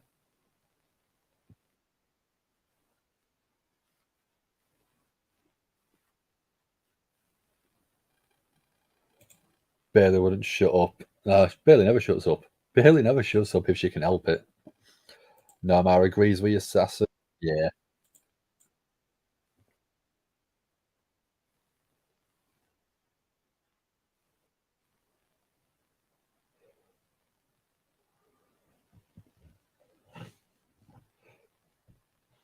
So Trish is saying, will Becky be man enough to say thank you, Trish? Becky wasn't messing about, just lay straight in with a huge right hand to Trish. Zoe Stark again joins Trish, battling Becky. Becky manages to get the upper hand, tosses Trish to the outside. Then Zoe Stark. The other side of the ring, you had Damage Control beating Zelina Vega. Oh, Zelina Vega with a flip flop. Zelina almost tossed out the ring by Bayley, but Zelina taking Bayley's head off the ladder.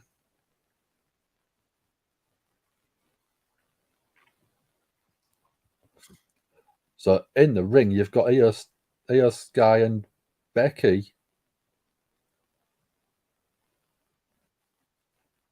Io with a neck crank on Bailey.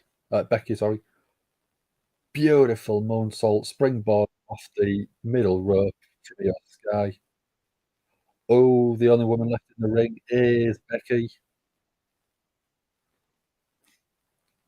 So Becky climbing up, giving the visual of what people want.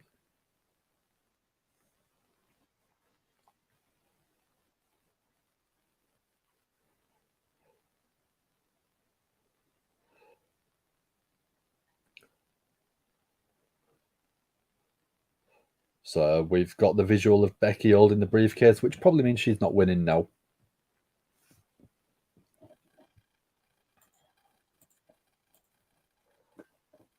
So WWE is actively telling us Trish and Zoe are only in the match so Becky doesn't win. Yeah, I agree with that one.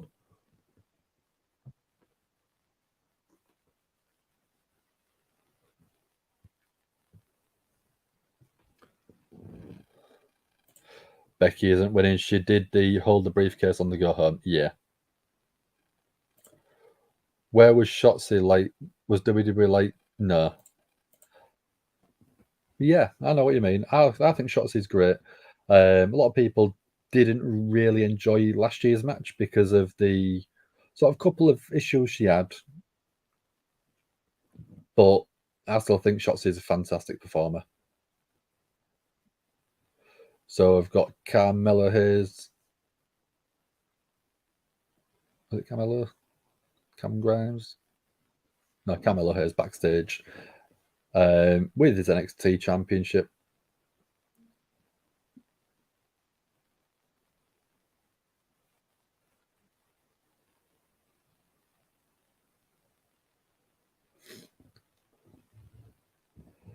So bad looks at it. We are getting Carmella Hayes going up against Finn Balor tonight.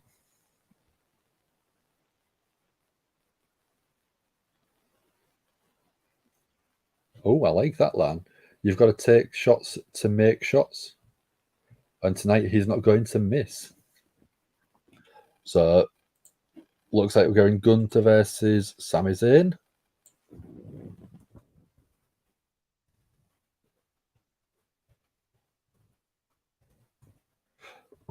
Let's get that poll ready for you guys.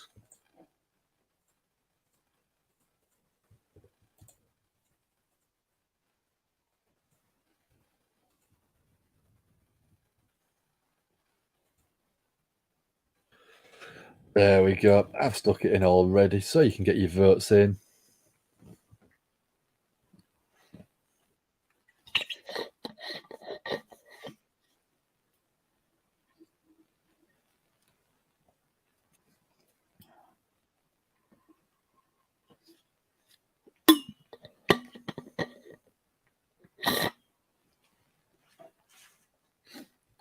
So we are going to a commercial break again.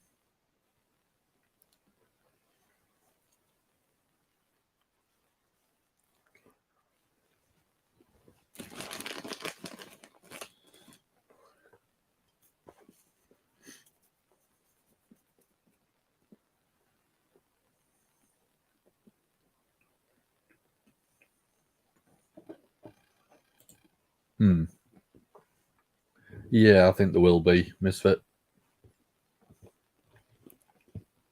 Out of everyone in the match, is the one that I think has got the most to gain from winning the briefcase.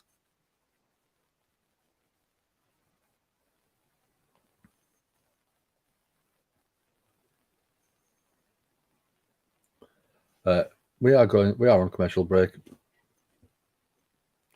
I'm going to go refill my bottle. So I will be back in a minute. See you in a sec, guys. I'll put it as toilet break, even though you know it's not toilet break. Won't be long.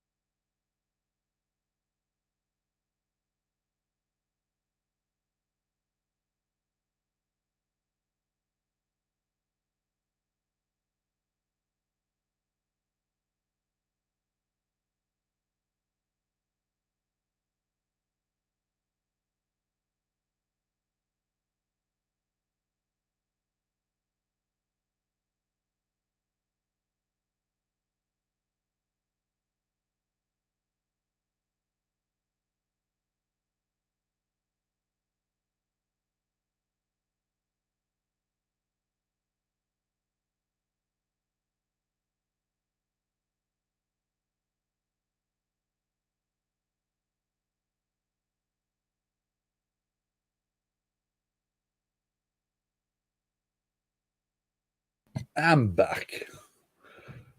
Got the right time. There we go. Let's get through the last couple of comments. Universally popular decision having a year win. Oh, I agree. Yeah. I don't have anyone but a year. Hmm. But there's no benefit to Trish winning for me. She's done everything she needs to. She's already a Hall of Famer, so there's no.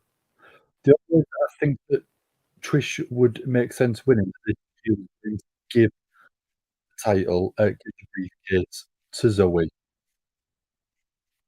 That's the only way that I can see that working. One is choosing, voting for Sammy to win, defeating Gunther. Good call. I think that would be good. Long saying hello, Norma. Hi, Lord Zero. Trish is only in the match to stop Becky. Teasing Rhea versus Becky now, yeah.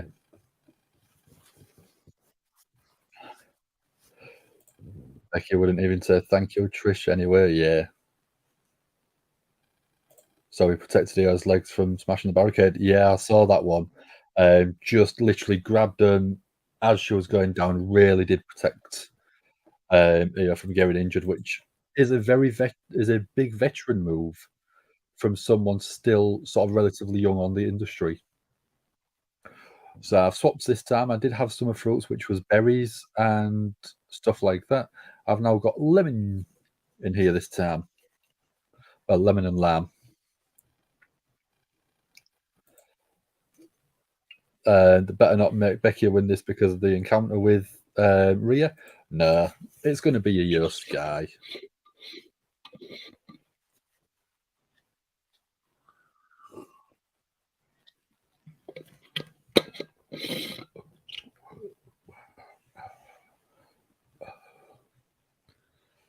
Crowd hot for Sami Zayn, as they always are.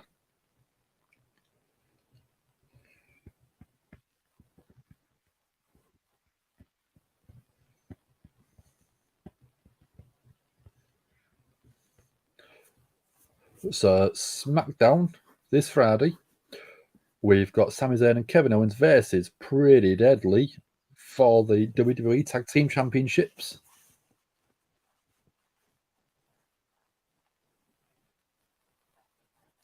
So we're going Kevin Owens joining the commentary desk. Gotta love Sami Zayn though. Oh yeah, you've got to love Sami Zayn. He's so good. And Kevin Owens and Gunther. I think Gunther is still great.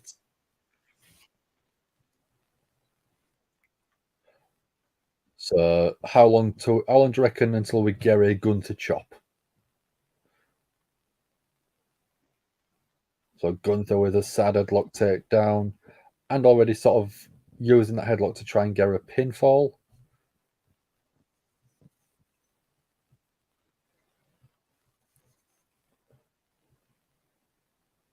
So again, another headlock takedown. So Kevin Owens on commentary. Again, commentary is great for Kevin Owens because he's so funny. Thing about SmackDown this week is it'll be taped. Don't want spoilers to say that Oscar lost or something dumb like that. Don't look then. If you don't want a spoiler, you don't have to look. But I know it's hard not to. I think Sam will be covering it for the channel. Obviously, if he's not going,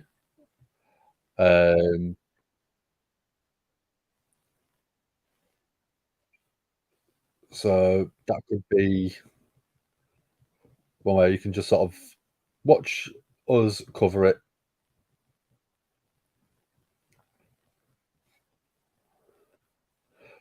So Sami Zayn with a big deep arm drag to Gunther. Gunther with a bit of a break gets a big uppercut.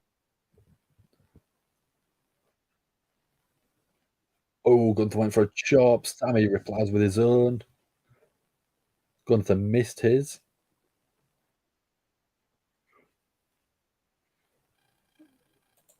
Problem is, you run a podcast, so you have to. I know you do. I know it's in your name. It's just sort of right there. There you go. If you haven't already, go check out Misfit Wrestling Podcast. Uh, it is on Spotify, so you can go to Spotify and have a listen. Obviously, because he's here, he's got his own YouTube channel, so you can check that out as well. So Sammy went for a springboard elbow, but Gunther caught him into a German suplex. We've got Giovanni Vinci coming out now on crutches, coming out shaking the hand of Kaiser. Becky called Rhea a main event sad piece.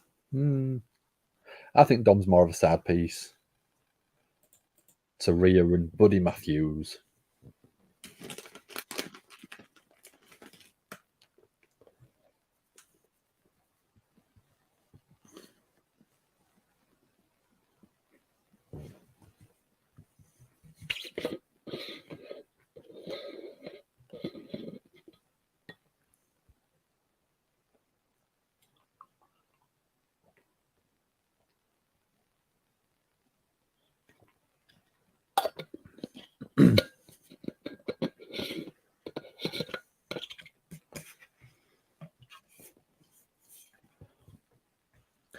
And what's people got planned for the rest of the week before Money in the Bank then?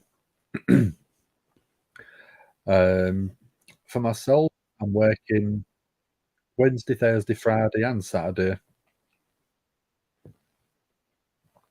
So I won't be doing Smackdown. I probably won't be doing.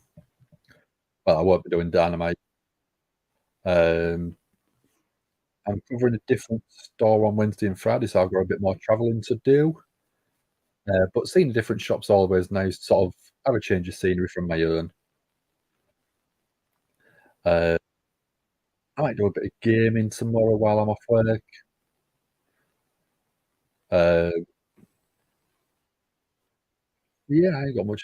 I ain't got much planned for the rest of the week, to be honest.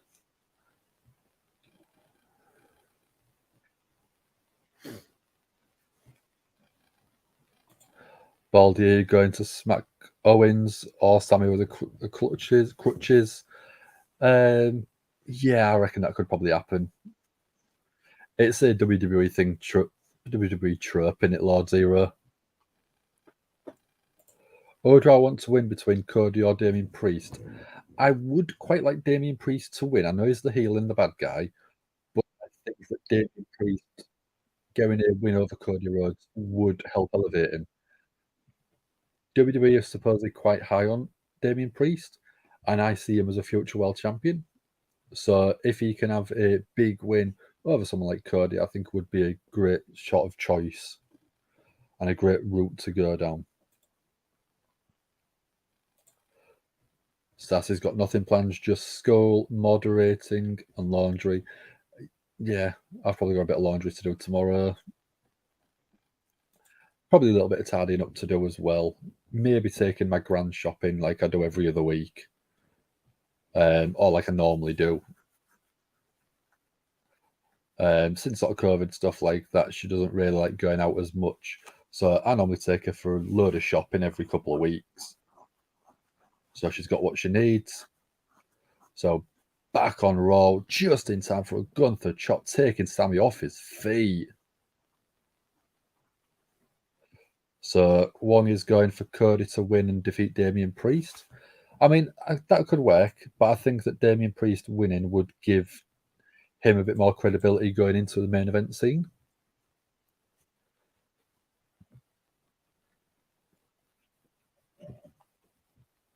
So huge uppercut forearm from Gunther.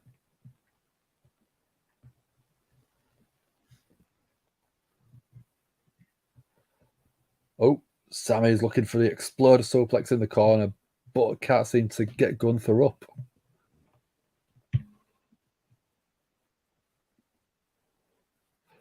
Sammy couldn't pop them hips, but Gunther with a big overhand open slap to Sammy's chest. think Priest has been planned to dethrone Gunther. I think that's a great call, Misfit. I think Damien Priest is an ideal person to dethrone Gunther.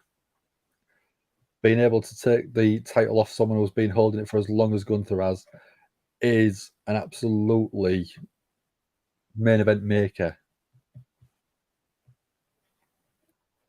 Remember that Cody, Kevin Owens, and Sami Zayn beat the Judgment Day? Yeah, I know. But that's 3-on-3. That's not a 1-on-1 match. Gunther's looking over to Kevin Owens, talking a bit of trash.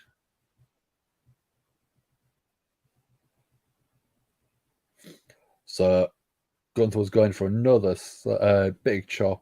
Sami Zayn booted his arm out the way. Rapid kicks to Gunther. Priest is a good choice. Yeah, Misfit's got some great sort of fantasy booking and sort of ideas as well. Gunther with another big chop to Sami Zayn.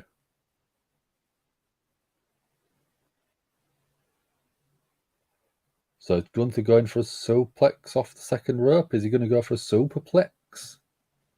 Sami Zayn's fighting his way back, clubbing blows to the back of Gunther. Is he going to sunset flip?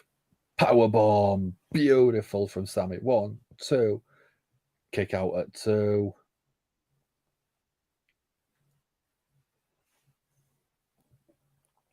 Sami just kicked Gunther's face. That's awesome. I mean, Gunther loves a good physical match. If you want a unbelievable match, go watch Gunther, or when he was still Walter, against Ilya Dragunov in NXT. There is 2 matches, I think there is, and they are both unbelievable matches from start to finish. They're both for the NXT UK title. So if you can, go find them, check them out. They will blow you away for how physical they are. So Sami off the bottom rope, springboard. Big clothesline to Gunther. Gunther back to his feet. Went for a side suplex. Gunther with a sleeper. Triangle. Body hooks in. Sami looks like he's fading. Gunther to lose this match. Oh, maybe. Maybe could happen, Huang.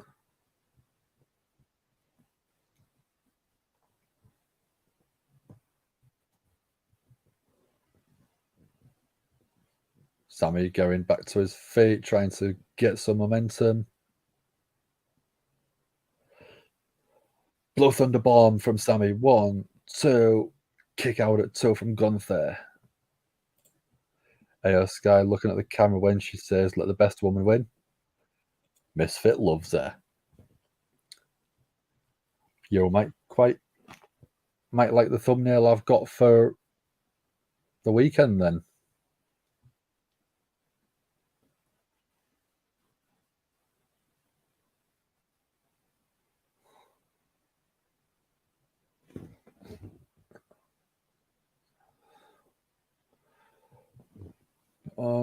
So I'll give you a sneak preview. I'll be nice, but I'm going to wait till after the match is finished. Beautiful. Sami Zayn came off the top rope. Gunther got a big chop in. Knee to Sami.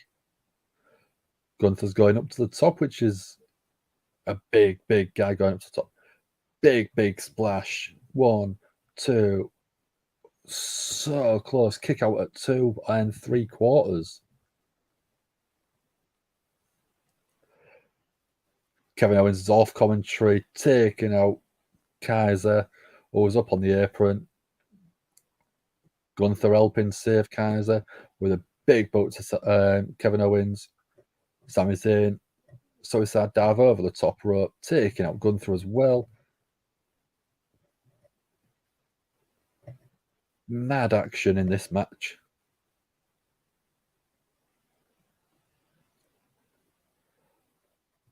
Crowd right behind Sami. Exploder suplex to Gunther in the corner. Sami Zayn getting some momentum behind him.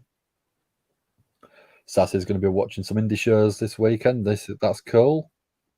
Any in particular you're looking at? Vinci's on the apron with a crutch to the throat of Sami Zayn. We called it. You called it, Misfit. Power bomb from Gunther. 1, 2, 3 count. Gunther gets the win.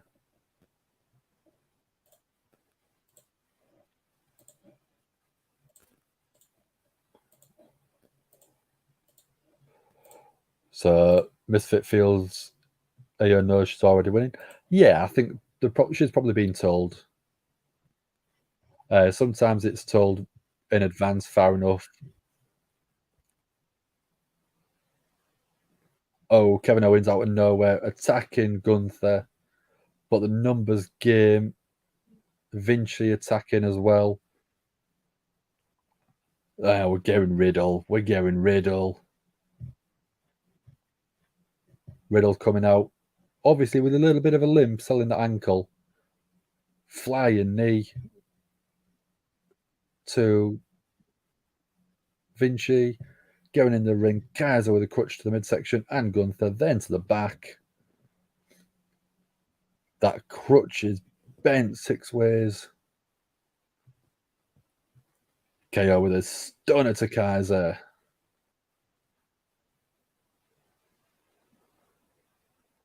Crowd absolutely loving it. Sami lost Twong. Yeah, I'm not surprised either. You're not really going to sort of have your Intercontinental Champion lose, I don't think. There you go. So, do you want to see? Do you want to see the thumbnail for weekend? Money in the Bank?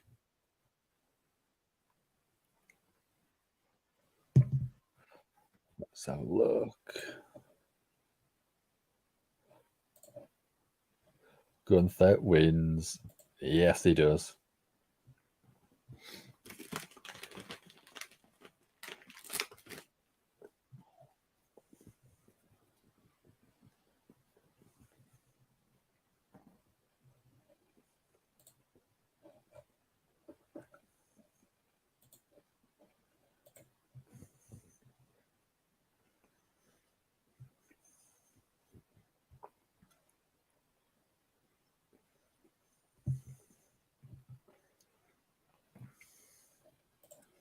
This may surprise people, but Gunther and Sami Zayn are very good pro wrestlers.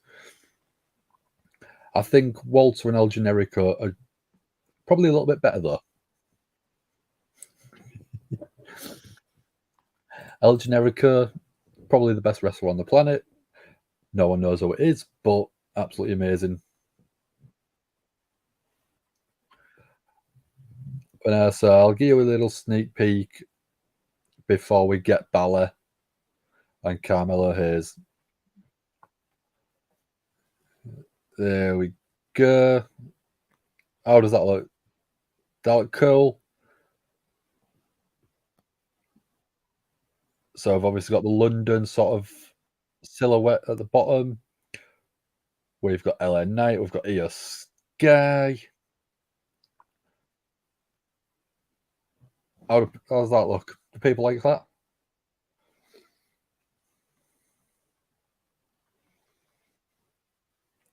So we've got Balor coming out now.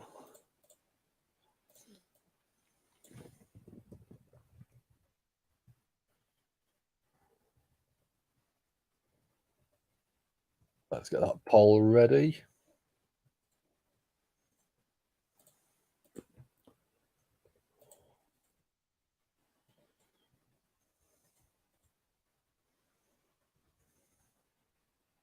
And Balor versus Carmelo Hayes.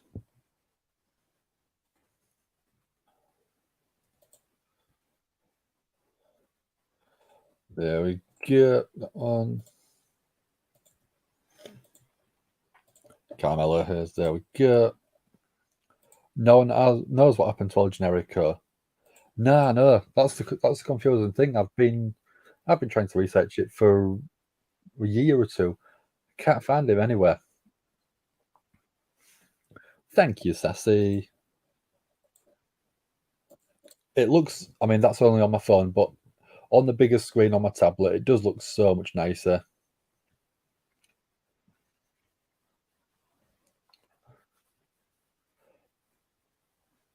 So we're having Sami Zayn and Kevin Owens versus Pretty Deadly for the tag titles on SmackDown. We're going to have the big dog Roman Reigns on SmackDown as well.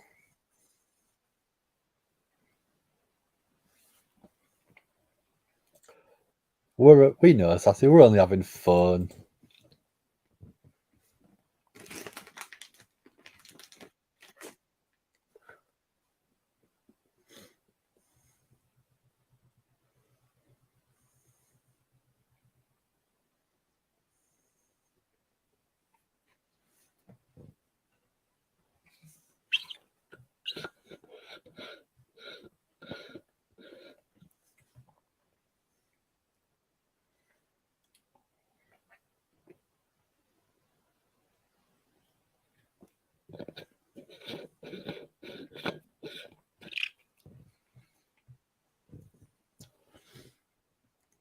So what do we think? I reckon we're going to see Balor win. I don't really see him. I don't see how you could have Carmelo Hayes win against Balor, but then if he's got a championship match against Baron Corbin tomorrow, you don't really want him going into that losing tonight. So that creates a bit of interest. If you do have Balor win, does that give Baron Corbin an advantage tomorrow? Or do you have Balor, Damien Priest come out tonight and end up inadvertently costing Balor the match? Because I believe that could happen as well.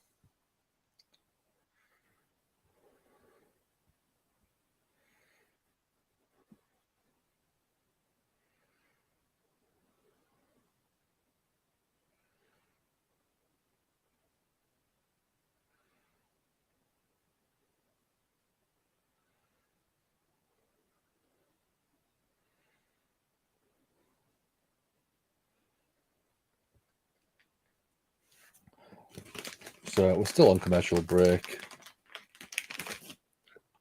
So I'm snacking.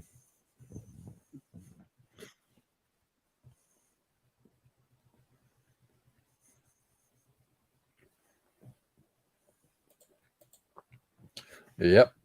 Prince Pion was amazing.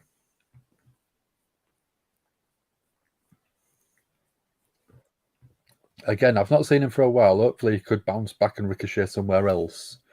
Get him back on the TV screens at some point.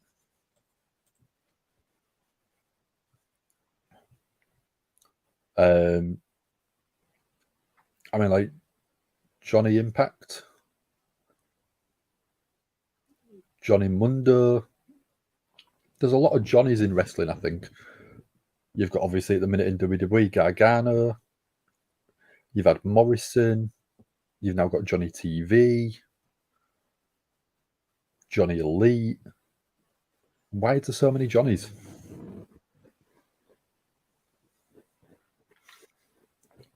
Oh, we've got Maxine Dupree and the Alpha Academy backstage.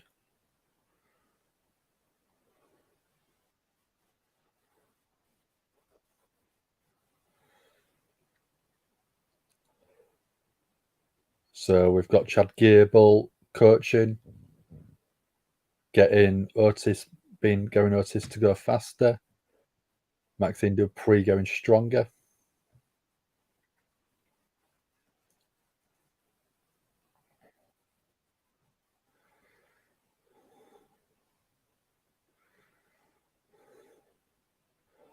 So Maxine oozing confidence.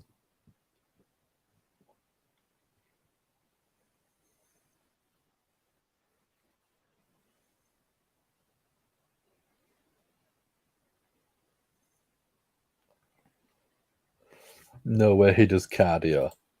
I bet he does. I bet he does a bit of cardio.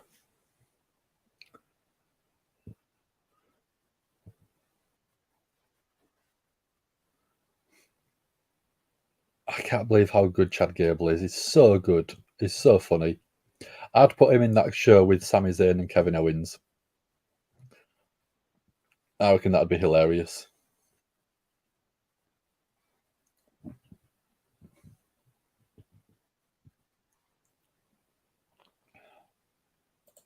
Chad Gable looks like a mailman, then a coach. He looks like a delivery driver as well, like UPS driver, I think.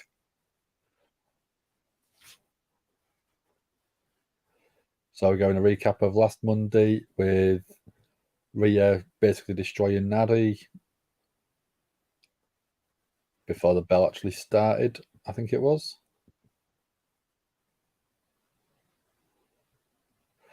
So we've got Natalya in an interview backstage.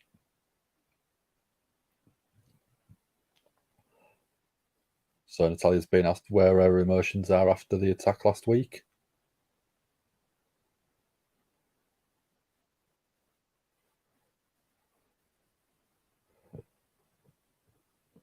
So Natalya's saying that she's not been battling in the ring, but the battle inside her mind.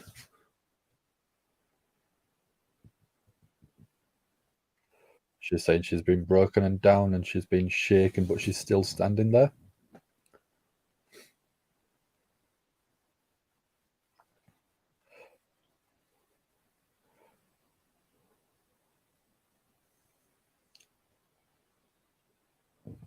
So there's no one that can erase what Natalya's achieved in WWE.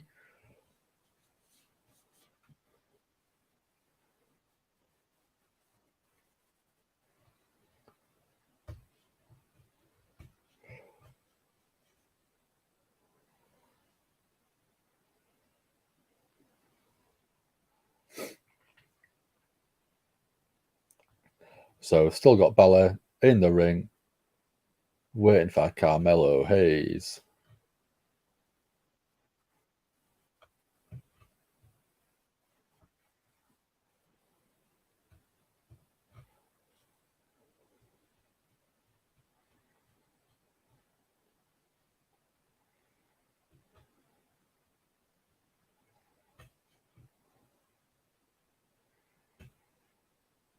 This is a match that I didn't know that I would really want to see, but I mean, Carmelo Hayes is an amazing performer. Balor has always been a great performer, so getting these two one-on-one, I think, is a great shout, especially on free TV.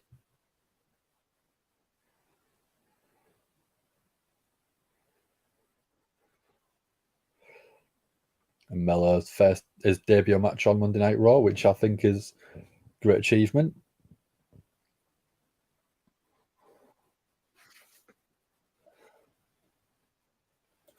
So Corbin attacks Hayes or Seth attacks Rollins.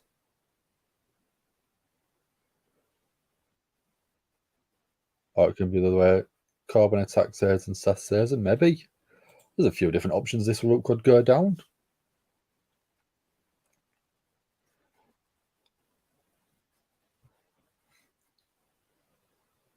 So Balor with a double leg takedown straight away. Right hands and then stomps to Carmelo. Balor being quite aggressive to start with. Big chop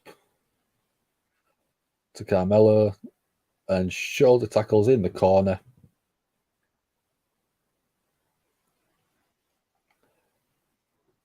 Big right hand and a snapmare takedown. Oh, forearm to the back of the head and then a point of the elbow. Again, I like this Balor version, Prince Devitt style aggression in the ring.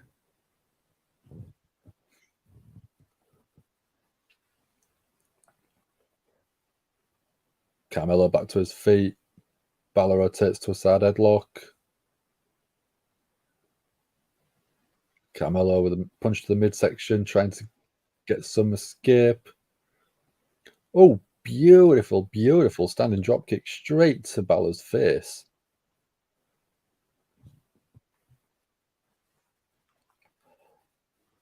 Balor went for a boat. Carmella grabbed it. Oh, fade away from Carmella. Beautiful. Springboarding off the second rope, backwards into a leg drop. Absolutely beautiful. Carmella has, with a splash over the top to Balor, jumps back in the ring. That fadeaway was beautiful. That was absolutely magnificent.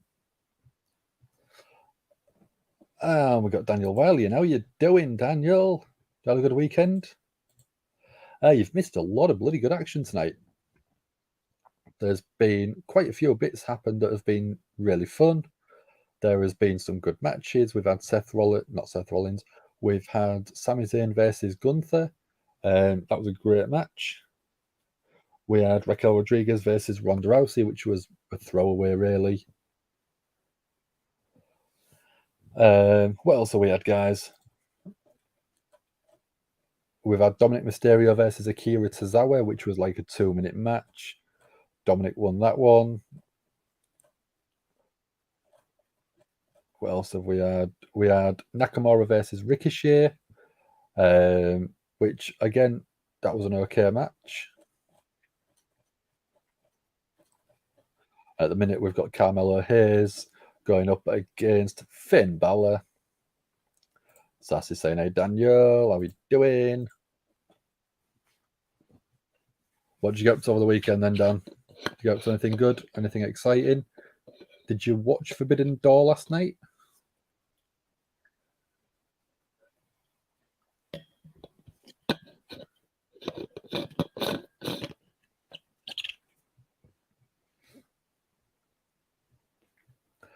Can't wait for Money in the Bank and the Bloodline stuff. Me neither, dude.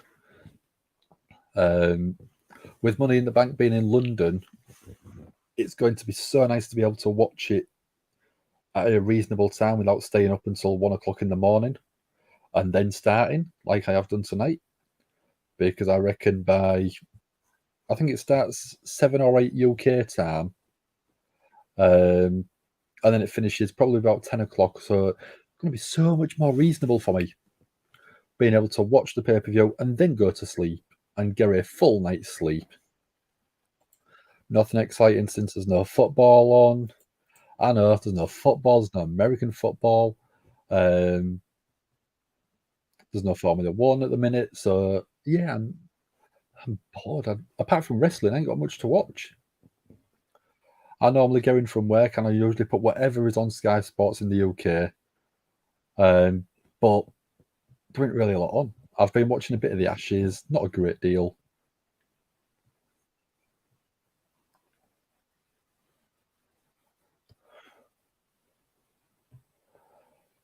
But yeah, how long is it till football season starts? Is it middle of July?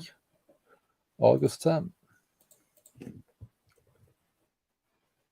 Sports.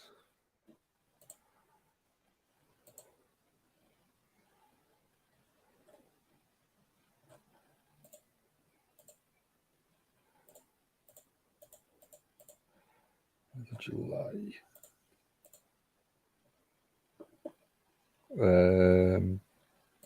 Tables.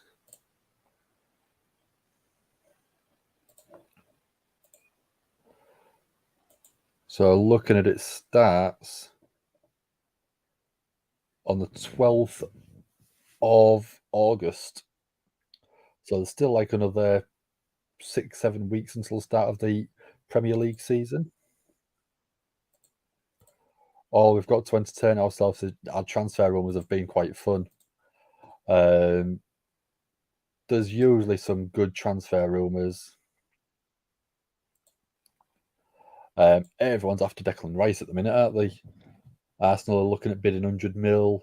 Man City are looking at about the same.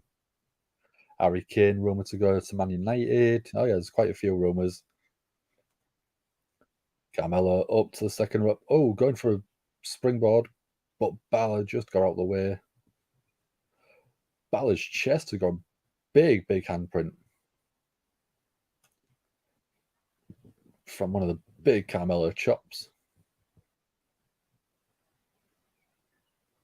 That chest is very red on Balor.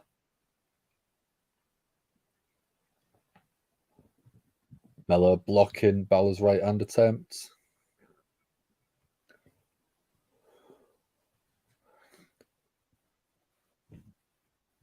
Irish whip. Oh, beautiful from Carmelo. Springboard clothesline. 1, 2. Kick out at 2 from Balor.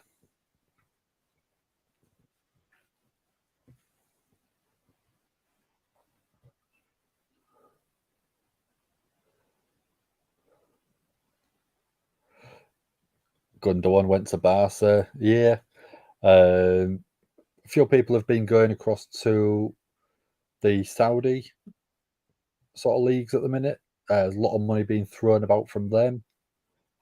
Good choice on your team, Daniel. There's rumours of obviously Salah leaving, but we don't want that to happen.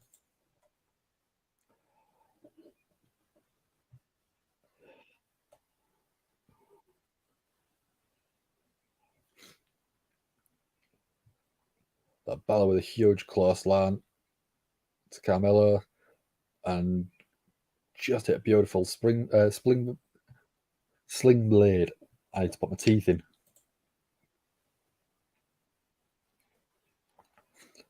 Balor was looking for that shotgun dropkick, but Melo got a super kick.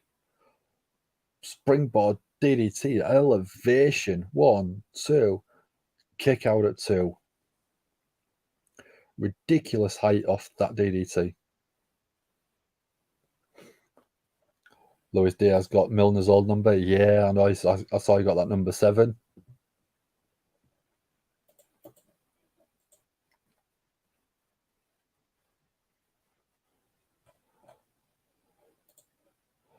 So Melo up to the top. Balor got out the way. Roll up from Carmelo. 1, 2. Kick out.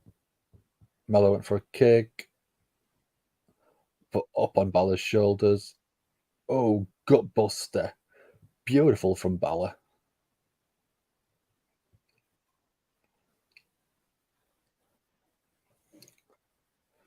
Shotgun drop kick to Carmelo Hayes.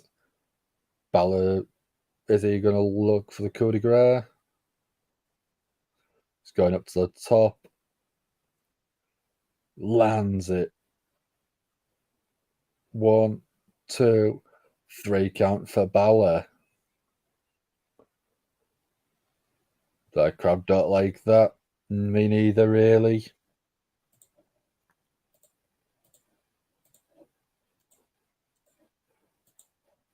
Probably a good fight, though. It was a really good match. We got our shock in from Facebook. How are you doing?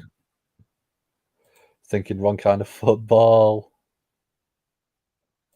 That off the top rope DDT is pretty sweet. It's beautiful, isn't it? That elevation was absolutely fantastic. Beautiful looking move. Is Darwin Nunes going to get the number 9? I hope so. I mean, I do think we're going to miss Bobby, but I do think that Darwin Nunes is a good replacement.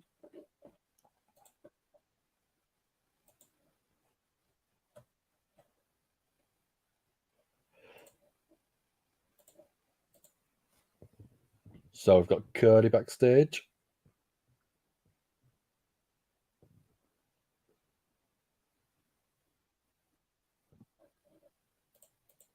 So Cody has a match against Damian Priest. That wasn't announced for me beforehand.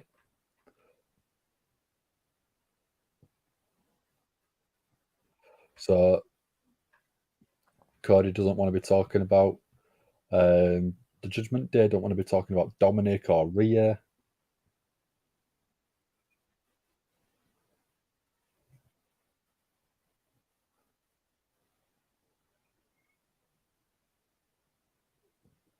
Cody wants to sit in the WWE Universe crowd and boo Dom Mysterio. I don't blame him. I want to do that too. When Bobby left, everyone cried a bit. He saved us some really important goals. He did have some very, very crucial last-minute goals. But also, it was good in defence as well. He was good at corners, clearing the ball. It was great. So Cody is wanting to find out what Damian Priest has.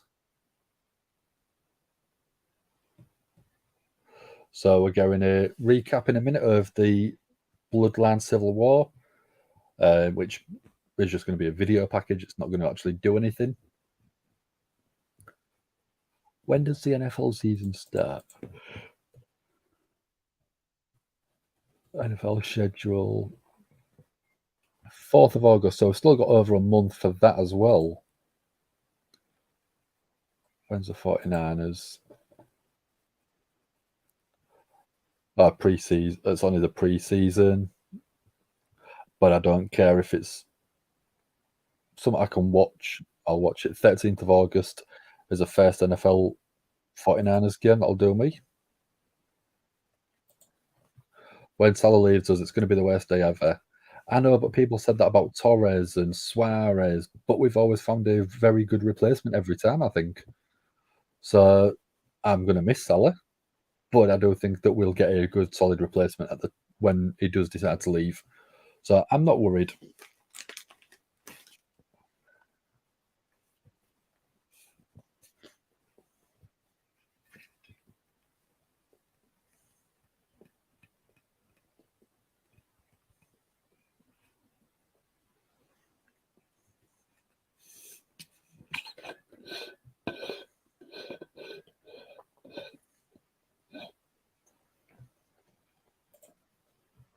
Salah will be a Liverpool legend. He already is. Like Torres, I thought was a Liverpool legend because of what he did. Suarez again was a great player, but every single time I reckon we're going to find someone else that's going to do a job for us.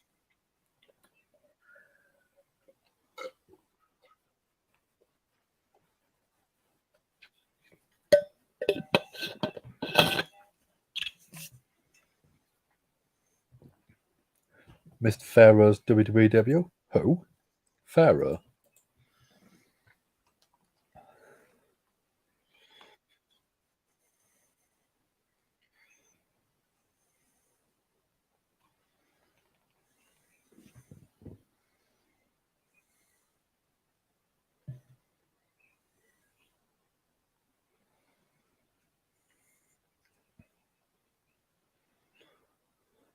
Oh, Pharaoh. Sorry.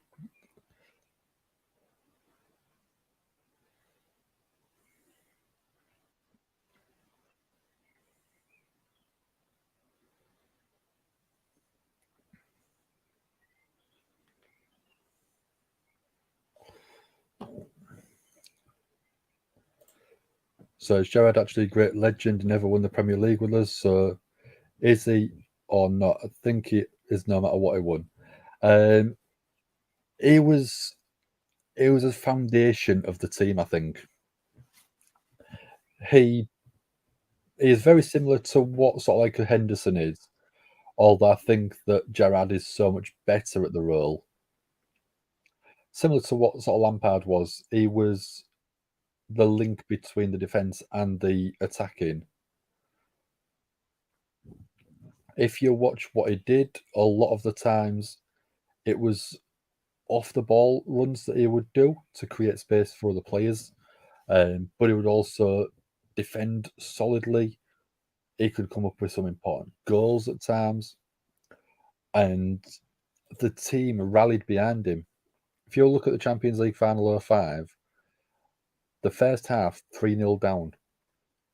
You come out the second half and you'll get that one goal. That starting point ends up really ramping up the intensity, and it's Gerrard that starts that off. And the crowd believe, the team believed Gerard, or they believed Gerard's passion, they believed his energy, and they got behind him, and they ended up coming back to win. Triple H, send up Carmelo Hayes this week. I want him to wrestle Balor. HBK, sounds great, but he's not going to lose clean, right? You'll do some shenanigans. Triple H, nah, bud. Nah. But I don't think Melo looked bad. Melo looked absolutely great in the match. I don't think he's got anything to worry about. Acknowledge the bloodline. I acknowledge the Usos. I don't acknowledge my tribal chief because he's not my tribal chief.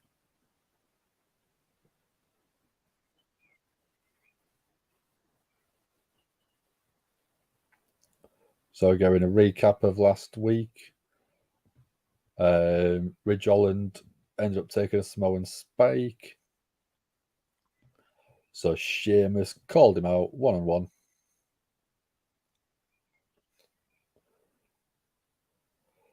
So his volley in the FA Cup final against West Ham was amazing. It was beautiful. It was spot on.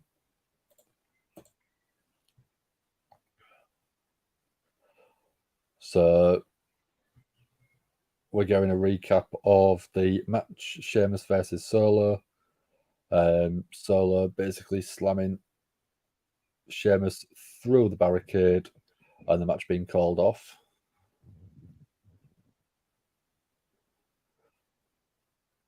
Solo sort of lost his control a little bit. Usos end up coming out.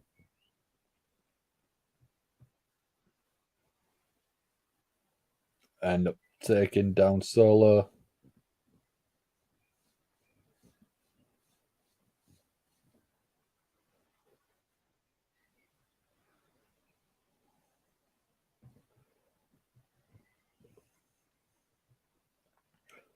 So a couple of the guys earlier on, Dom and Sam, did a little video all about the Bloodline Civil War earlier on tonight.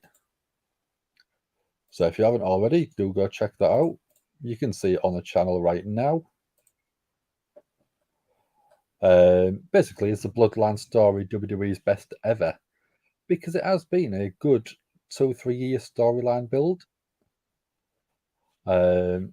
It's had ups, it's had downs, it's had absolutely fantastic sort of swerves in there. You've had the Sami Zayn storyline, you've had the Kevin Owens, you had Solo debut last year. It's always been a constantly evolving story, which is brilliant. The Usos are the goats. How are you doing? Thanks for joining. If you haven't already, do like and share the video. It does help us out. If you could subscribe, that would be fantastic as well. And if you want to see when we're going live again, just hit that little notification bell, probably down there somewhere. And that'll let you know when we're going live again, which probably will be tomorrow night. So, we don't just do live streams here. We do watch-alongs, which we're doing now. I've got Monday Night Raw on my tablet. I'm sat watching it, telling you guys what's happening. We also do unboxings. So tomorrow, I will be doing an unboxing of my Pro Wrestling Tees crate. Each month, I get a box sent out to me from Pro Wrestling Tees with a load of stuff in there, signed photos, T-shirts, and a couple of other little bits. And I'll unbox that tomorrow night. I'll be looking at going live at about 9 p.m. UK time, which I think is about 4 p.m. on the East Coast. We've got Cody coming out now. Let's see how loud the "whoa" chant is.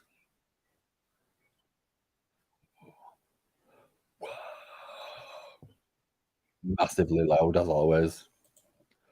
Who's the goat, Messi or Ronaldo? Pele. Messi and Ronaldo are good. I do think Ronaldo is a better player than Messi because he has done it at multiple clubs in multiple different leagues, whereas Messi has basically done two.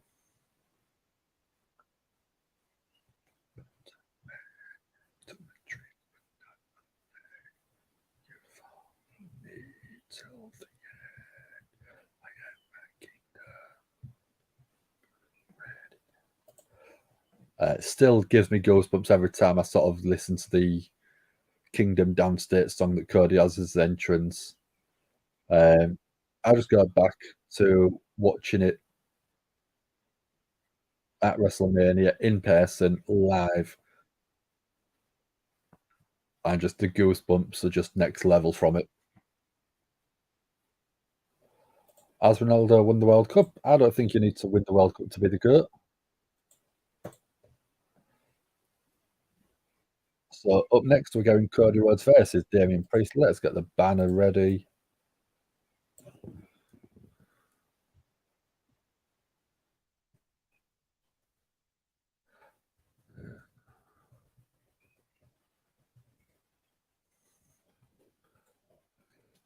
I'll Paul go in.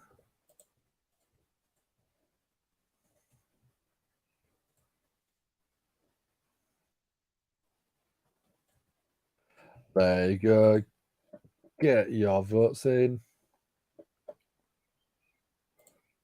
Nama says it's hard to imagine either one of these going pinned for a clean win tonight. Yeah, I know what you mean.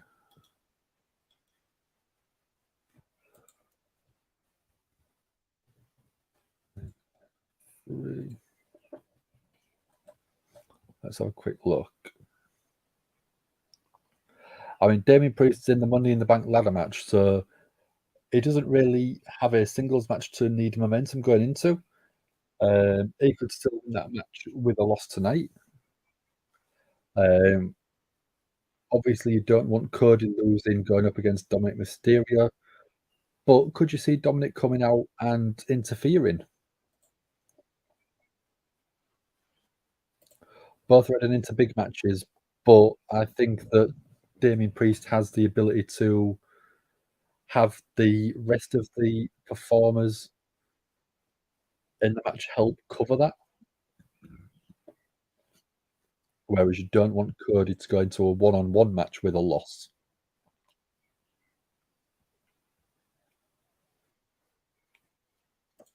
Or would I take at Liverpool if I could have anyone? I mean, at the minute, you've got to say Haaland. You look at what he did at Man City last year, it was incredible. So probably him.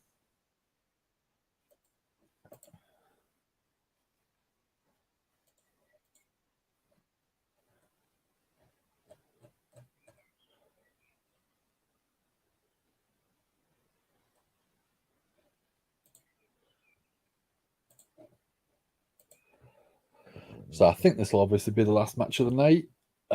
We'll do our Raw recap at the end.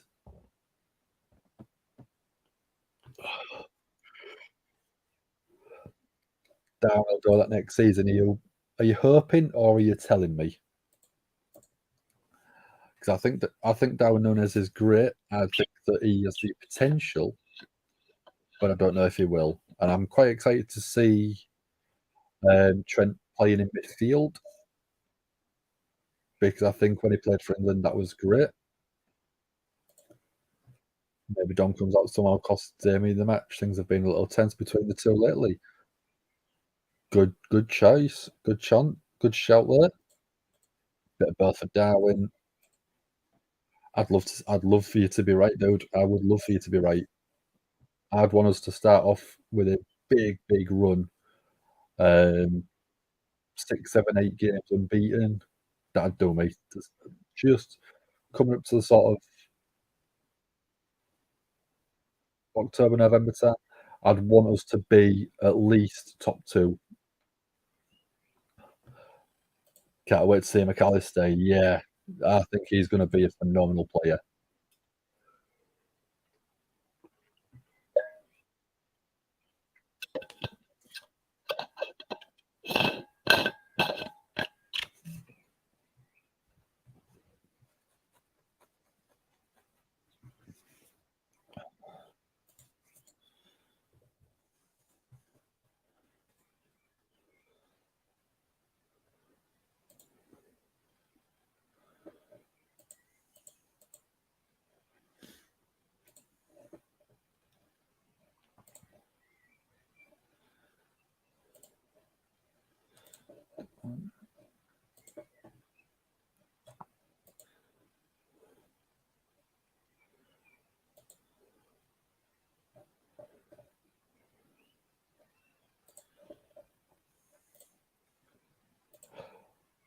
Can't wait to watch Newcastle in Premier League and Champions League next season.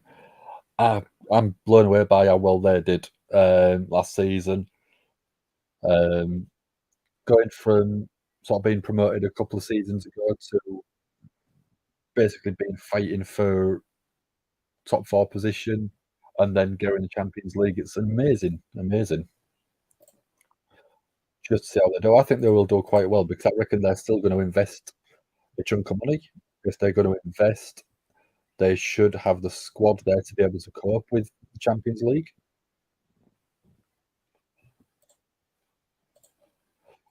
So we've got the poll in Cody Rhodes versus Damien Priest. Get your votes in.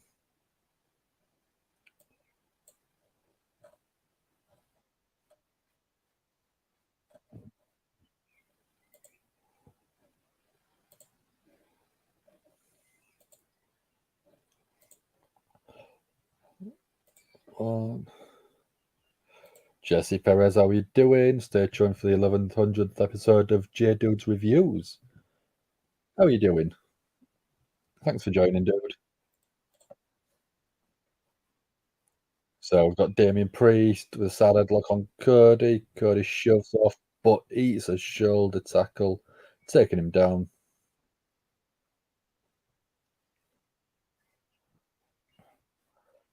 Priest standing tall. Don't think they'll get to the semi-final of the Champions League. I don't think they will. I reckon they'll get past the group stages though, if depending on who they get in their group. But I'd like to see them at least get past the group stage. Cody with the side headlock went for a shoulder tackle of his own, but Priest bounces off, takes him down. Cody was looking for a hip toss. Versus looking for a hip toss himself. Backslide, maybe. No, Cody kicked to midsection, drop down uppercut, beautiful. Vintage Cody. Priest with a forearm, and Damien Priest eats a drop kick for his troubles. Big forearm to Damien Priest. Cody working on the arm of Damien Priest. Knows what it's like because at the minute he's still wearing that cast. Is Cody going to go for the 10 count? He was, but Damien Priest grabs him. Big right hand from Damien Priest.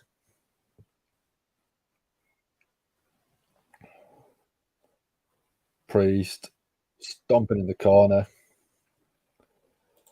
Cody and Damien both have Crossroads as a finisher.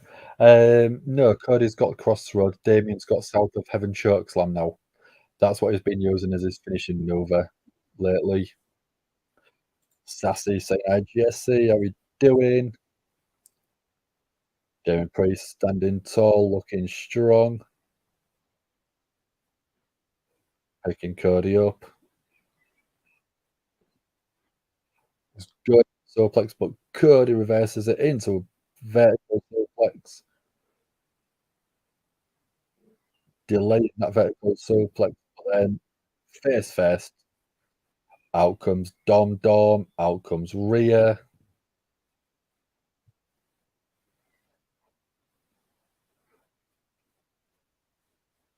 Damien on the apron with a big kick to Cody.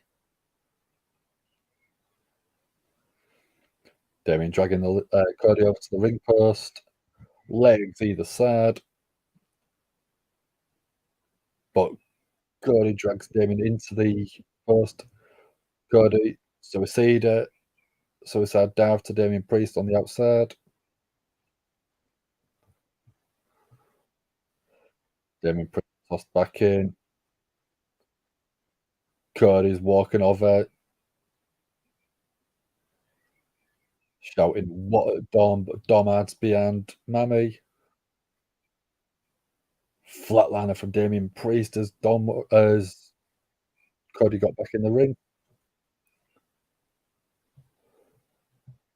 You found the video then, Dan.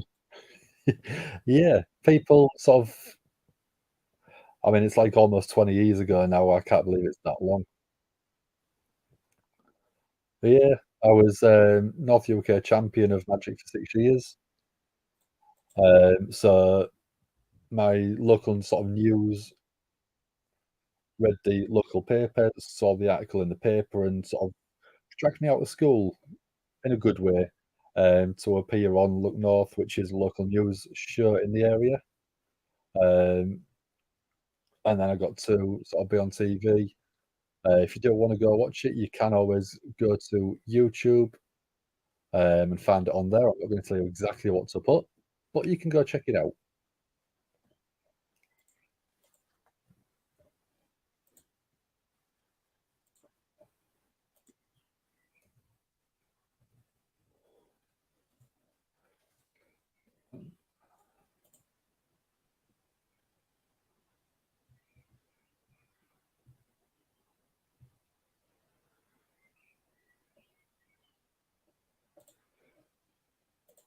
So we're on a commercial break now.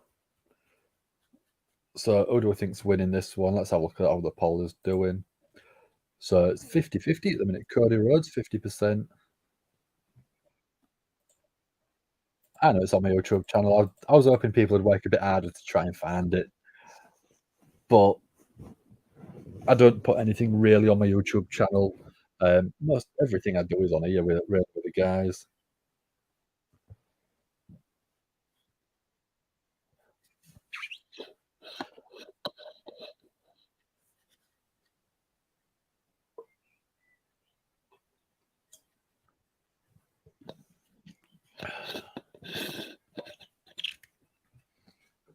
So I've not got so long left. We're about 9 minutes away from the end of Monday Night Raw.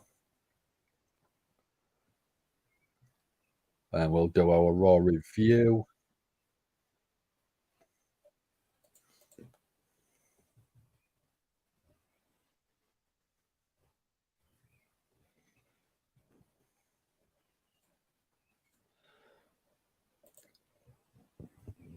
What are people up to tomorrow? Or later on today if you're in the UK, because it's almost 4 o'clock in the morning. So I think after I finish this, it'll be chill out, go to sleep, and then tomorrow, like I said, go probably take my grand shopping, and then probably sit and play a few games. I might play a bit more Hogwarts Legacy. Maybe, I don't know yet.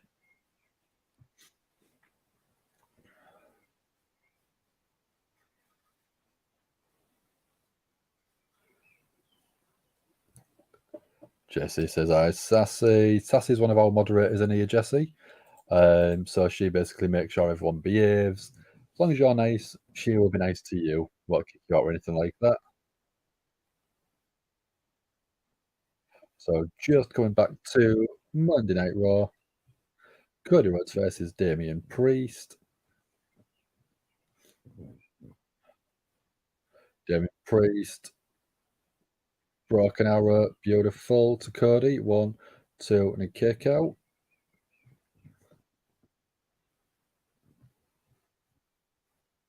So Cody in a submission now, trying to fight out of it. Crowd behind him, getting behind him, chanting. Cody with some right hands, then a big headbutt. 57%, 43 for Damian. Yep, just changed. So people are very undecided, don't know which way this one is going to go. Damian Priest with a huge clothesline to Cody, turning him inside out. 1, 2, a kick out.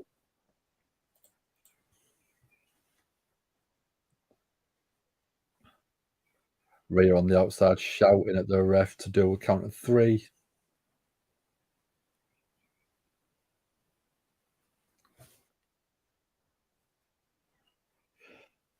Damian Priest going up to the top. Oh, Cody springs up, grabs him. and just tosses him off the top rope. Beautiful. Beautiful athleticism from Cody going second rope, top rope.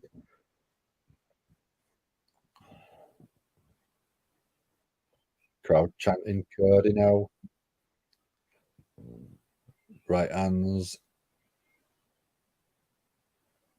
Yeah, kick from David. Right hand from Cody. And again. Going to the old Dusty style punches. Was looking for that bionic elbow, but Damien Priest stops that. Cody with a big elbow.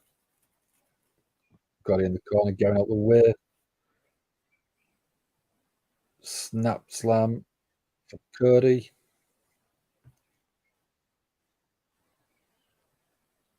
Disaster kick from Cody. Beautiful.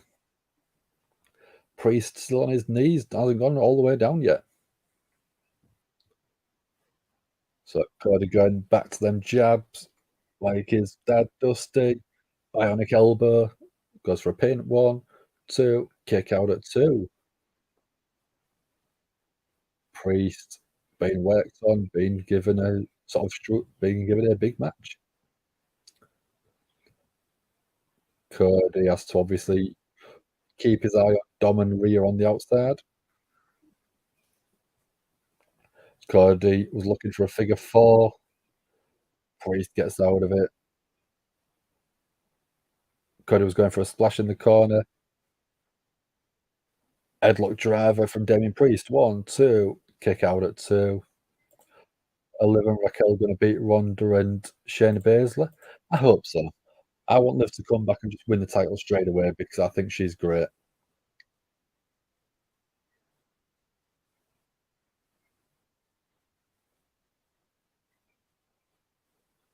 So we're going a Dom You Suck chant. Cody, is he going to go for Crossroads? Damien Priest fighting out of it. Using them long legs of his to kick his way out.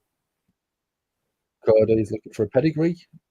Pedigree from Cody. That's not something we see very often. Cody is looking for the pin. Damien Priest rolling to the outside. Gets out of harm's way.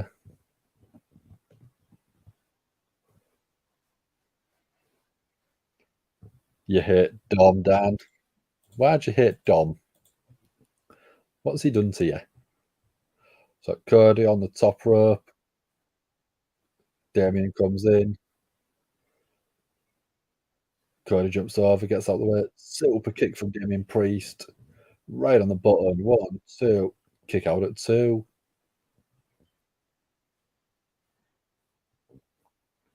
This has been solid action so far. Damien has got the help on the outside if he needs it, but they've not got involved yet. Big echoing right hand from Damien Priest to Cody.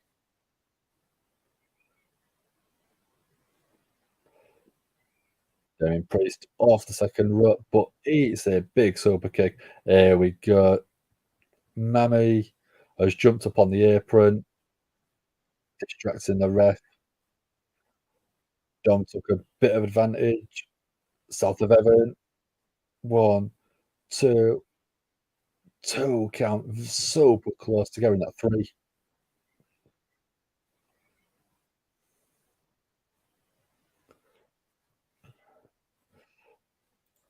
So everyone's all taking microdosing involves natural substances, mushrooms, not to trip but to improve mental health. Also give relief from BPD. I haven't. It's not something I've ever tried doing. It's not something I've ever wanted to try. It's not my sort of cup of tea, dude. But thanks for joining. So Priest was looking for Razor's Edge, but Damien into Dom, takes him off the apron. Cody cut from Cody. Crowd going behind Damien now. Cody, is he looking for the crossroads?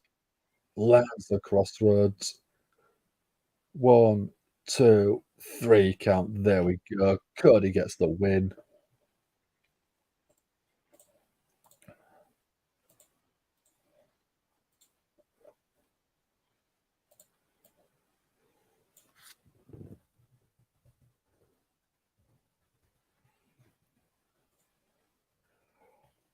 So Cody had a lot of distractions on the outside. Rhea going involved, Dom going involved, but still Cody manages to pick up the win.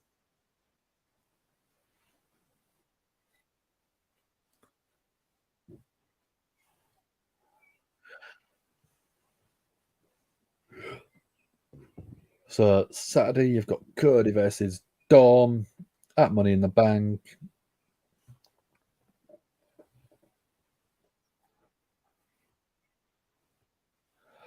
So before Dom attacks Cody from behind, hit and run. Dom scarpers out of the ring.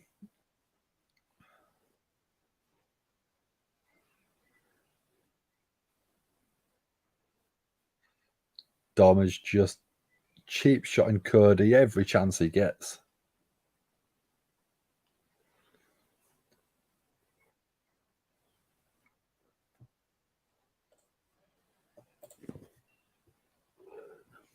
Well, let's get a recap done. So the show itself, I actually thought was really good. Great analogy there, Sassy. Very cockroach-like. Yeah, very sneaky, slimy scumbag. So we started off with Ricochet versus Nakamura with Bronson Reed at ringside. Very good opening start. Got the crowd hyped up.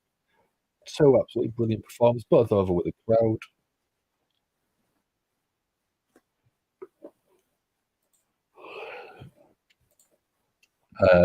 My match of the night, out of everything that we've had, probably would be Gunther versus Sami Zayn. I know we've had Kevin Owens versus Sami Zayn, Kevin Owens versus Gunther in the past, but Gunther and Sami Zayn, it's two great performers. It's always going to be good. In terms of